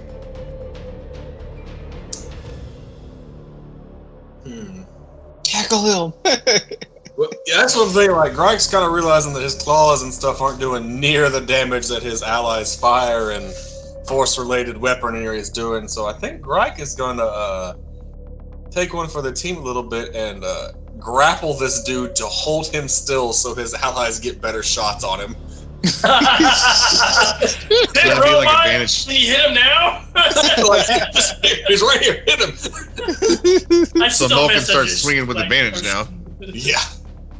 All right, so you have like a Go ahead and try your thing. And he has to make a strength v strength. Pretty sure. Like we both suck. We're both terrible. I mean, let's roll again because like we hit. Why'd you roll twice? What was the 5 for? Well, it's an I get an advantage, so I just rolled it twice. So you roll like so we have another roll off because I got 8 also, right? Oh, okay. Well, So then it goes off of I think the highest modifier. Oh, I got +4. You have +4. Yeah. Oh yeah, so just roll again. Okay. All right, so I guess we roll again, but at advantage. 20 non-natural. There we go. There you go. So he is grappled. Yes. She's not really he. Whatever. So you just like jump the gap, grab him. It is grappled. They them. Yeah, them is grappled now. Are you in the pit? Yeah, Cal brings up a good point. Are you in the pit with it, or did you jump from the over, side, grab him, side a and on the little other bit, side? like just holding over the pit type thing to like, all right, yeah. That way he knows Mando's got a good shot, and then Null can maybe get in there and You just gotta work with me with it. Like, move the target in my favor. Well, now Null has advantage. There we go. Yeah. Exactly. All right. Okay, so he is grappled, but he can still attack you, right? Yeah. So he's going to do that. That's fine. Bam! 2, 3. Jesus Christ. And then I'm gonna roll a. Let's see if it. Nope. Okay. So, all right. 3 hits. 1, 2, 3. It would be 25 bludgeoning with the flail. As he is grappled by the bear, but I know you have that, so that's his turn. Cal. All right. Your friends have this thing. You got him on the run, or not the run, but he's weak. He's trapped.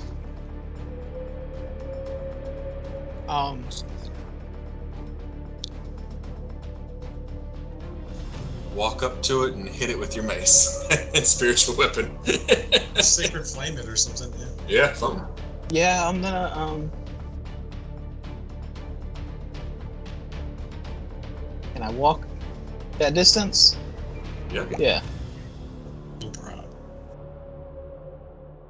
Alright, I'm gonna walk over here to the other side of Null. And I'm going to, because I don't think my mace would do. No, I'm gonna smack with the mace. Yeah. Smack me with a what? No, not you. Why am I being hit by everybody? The air elemental. Hit him with my mace. Let's see. 5? No. Ooh, that was A spiritual weapon then. There we go. Yeah, crit. Shit. I don't know if you can crit with Yes. Yeah, you can. In this game, you can. Yes. In this game. Okay, so how do you? Just Roll just your click on dice. the thing. It'll do It should do it. automatically. Yeah. I don't know. Doesn't look like it. No, I didn't. So roll another D8. D8. If Right? you click- Yeah.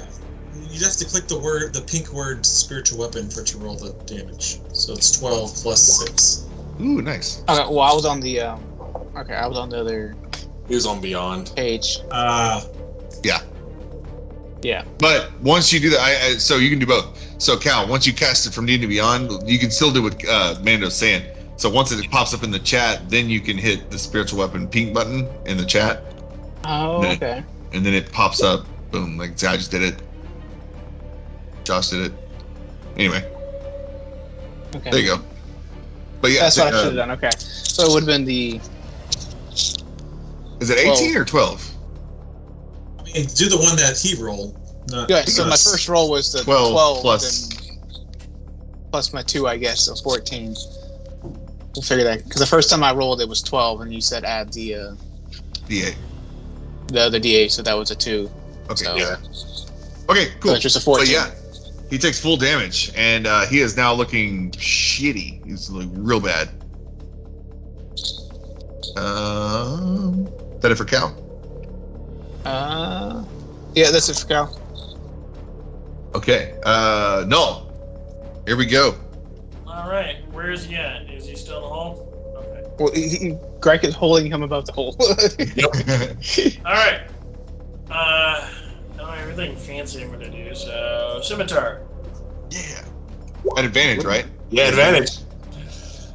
I hit him. Okay, so Little scimitar again. 14 just works, I guess. So 14 hit. 14 misses. Okay. Well, you get to roll the d4. Oh, that's true. It could hit. If You it's could. Yeah, if you get max. Yeah. You have to get. Oh. 17 now. Son of a bitch. Yeah. Does grapple decrease AC? No, I'm playing. No. So it just hits at 17. Let's do flame blade. There we go. Advantage. Oh, advantage. Yeah. Oh. Dang! Damn it. Tonight. Son of a bitch. But even that helps. So, It's either like crappy or above a 20. right. Damn. There's no in between. It has been turn. like pretty bipolar tonight. It's a little wild. Very swingy. Yeah. Yeah. Your dice hit, mine don't. Most of the time, to be fair, most of the time my dice don't hit. I have Except for evidence to the contrary. if I got a My lightning hit bolt. points. It's nice that other people have gotten hit. Except man. Okay. I know Mando. Yeah, Gryke's like Alright. sharing a misery loves company. Yeah, I'm at less than half. Pew pew. 16 misses. Say, and the 12 misses too. Yeah. Sorry. Do you Those not are my get advantage? attacks. Do you not get advantage because I'm grappling Well, him? yeah, he's grappled. Oh yeah, Do you advantage. get advantage? Roll again for both of those. I'm holding him still. Pew. Pew. 23, 17. Nope, not 17. So blaster 23. pistol hits. The 17 doesn't hit. 17 Nope. misses. Dang. Yeah, he's 8 fire damage on that. Very good. Right, Mando's hanging out. They're dead. Gryke! Mando just fired him. well, because Gryke has this thing grappled. Gryke also gets advantage and is going to multi-attack it. There we go. How can you multi-attack when he's grappled? When you're grappling? Just like squeeze. Yeah. Still attack while you're grappling someone. Gryke used bear hug. It was very effective. 25 to hit on the bite, That hits. and a 24 to hit with the claws. Also hits. So we're gonna go. That's 9 damage from the bite, and 17 damage from the claws. Oh shit. Woo. Yeah. Very good. Okay. As you're, when you bite down, where do you bite on the body? At this point, I'm imagining Gryke's got it in his claws, so like biting the head, Nice. So and, like ripping the head to the side to get his paw in and like start beating around. yeah. No. So as Gryke comes down with the bear yawn or like the gaping maw, there we go. Fully grasps the helmet, and as his claw attack, we'll just use it thematically to say he like does like rips. He uses it to ground it and rip the helmet off as Gryke, Brown Bear Gryke, just throws the helmet like 20 feet off to the side. Lets off a roar, and that now this thing's head is just kind of doesn't have a form anymore. It's just kind of like Mysterio without his fishbowl. Nice. And then he's in a panic now. Try to get out of this. He's going to keep attacking you, flailing around for 9, 17, and 27. I think 2 of those hit. 2 hit. So, and on the 20, they crits. On that second one, he's going to roll a d6. Oh, you keep missing it. Okay. So, yes, 2 hit. The first one for 12 damage. And the second one, let's see. It'll be plus a d8. So 8 plus a d8. D8. 5, so 13. So 25 total between those 2 hits that struck. Brown Bear Gryke has 1 HP. Oh! Nice. Oh. Perfect. That bear's just barely hanging on. All right, Calster. All right, so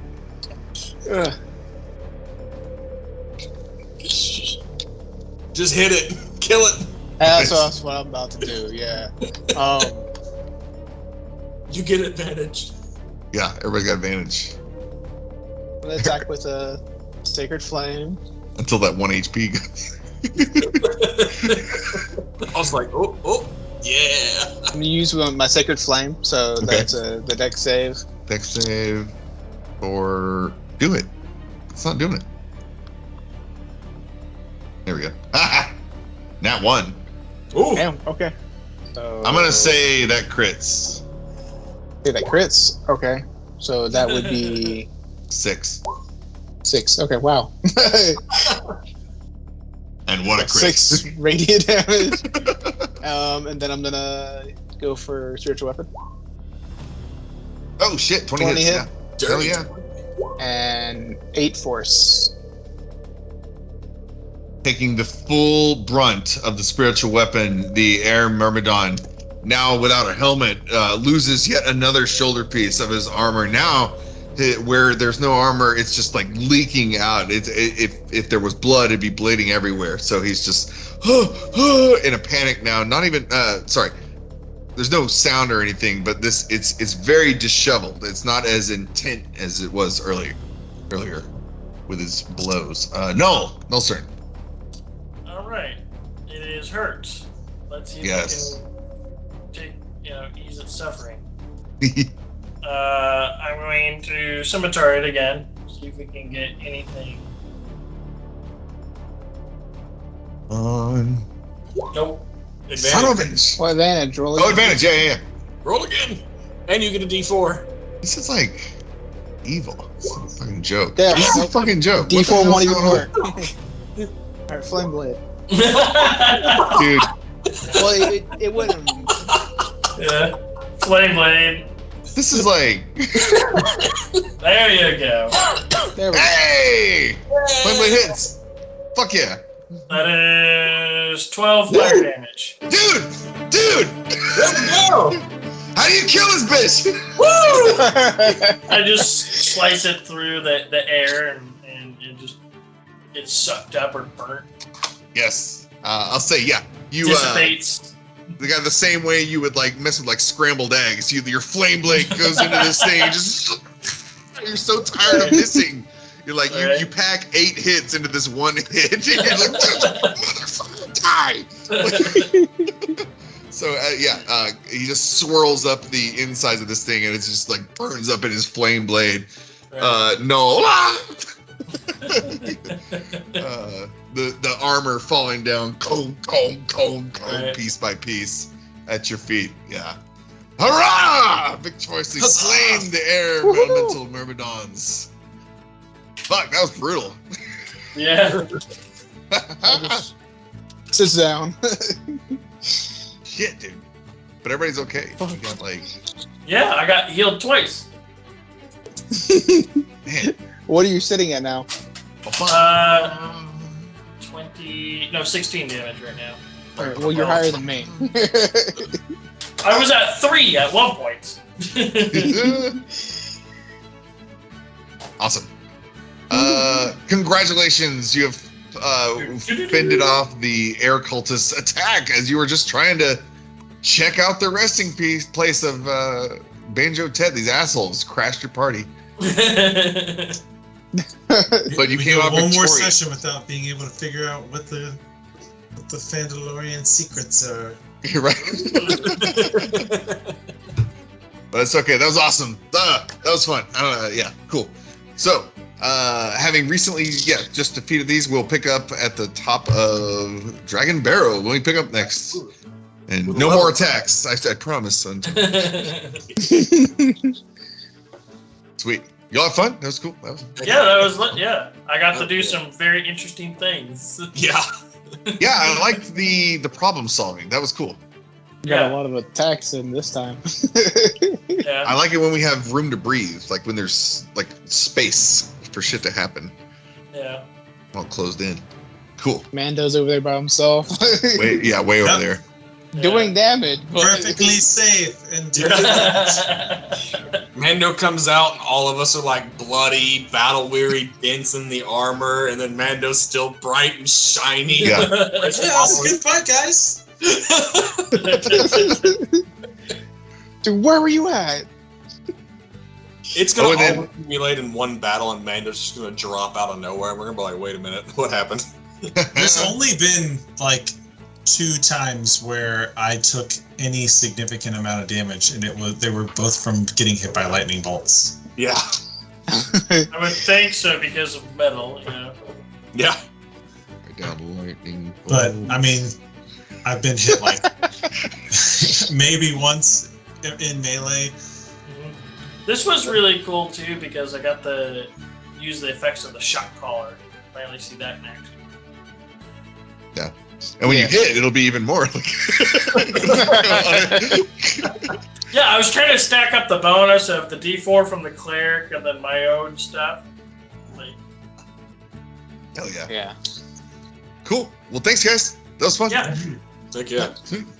Now, are we resting or are we just shutting off right here? No, we'll just set off right here. I thought. Yeah. Well, yeah, we'll pick up like right. It'll be like 0 seconds have passed. We'll like right here. Right. Okay. It's okay. I've got So one. yeah, keep your HP, keep everything where it is. Cause spell slots, HP, everything where it is. Yeah. Well, that's what I'm saying. I can go ahead and burn another spell slot to heal us up if we wanted to, but we're just gonna Okay, don't sit worry. off right now. Yeah. All right, that was a great game. Yeah, this was a lot of fun, yeah. Sweet. All right, cool. We'll call it. We'll see y'all in 2 weeks.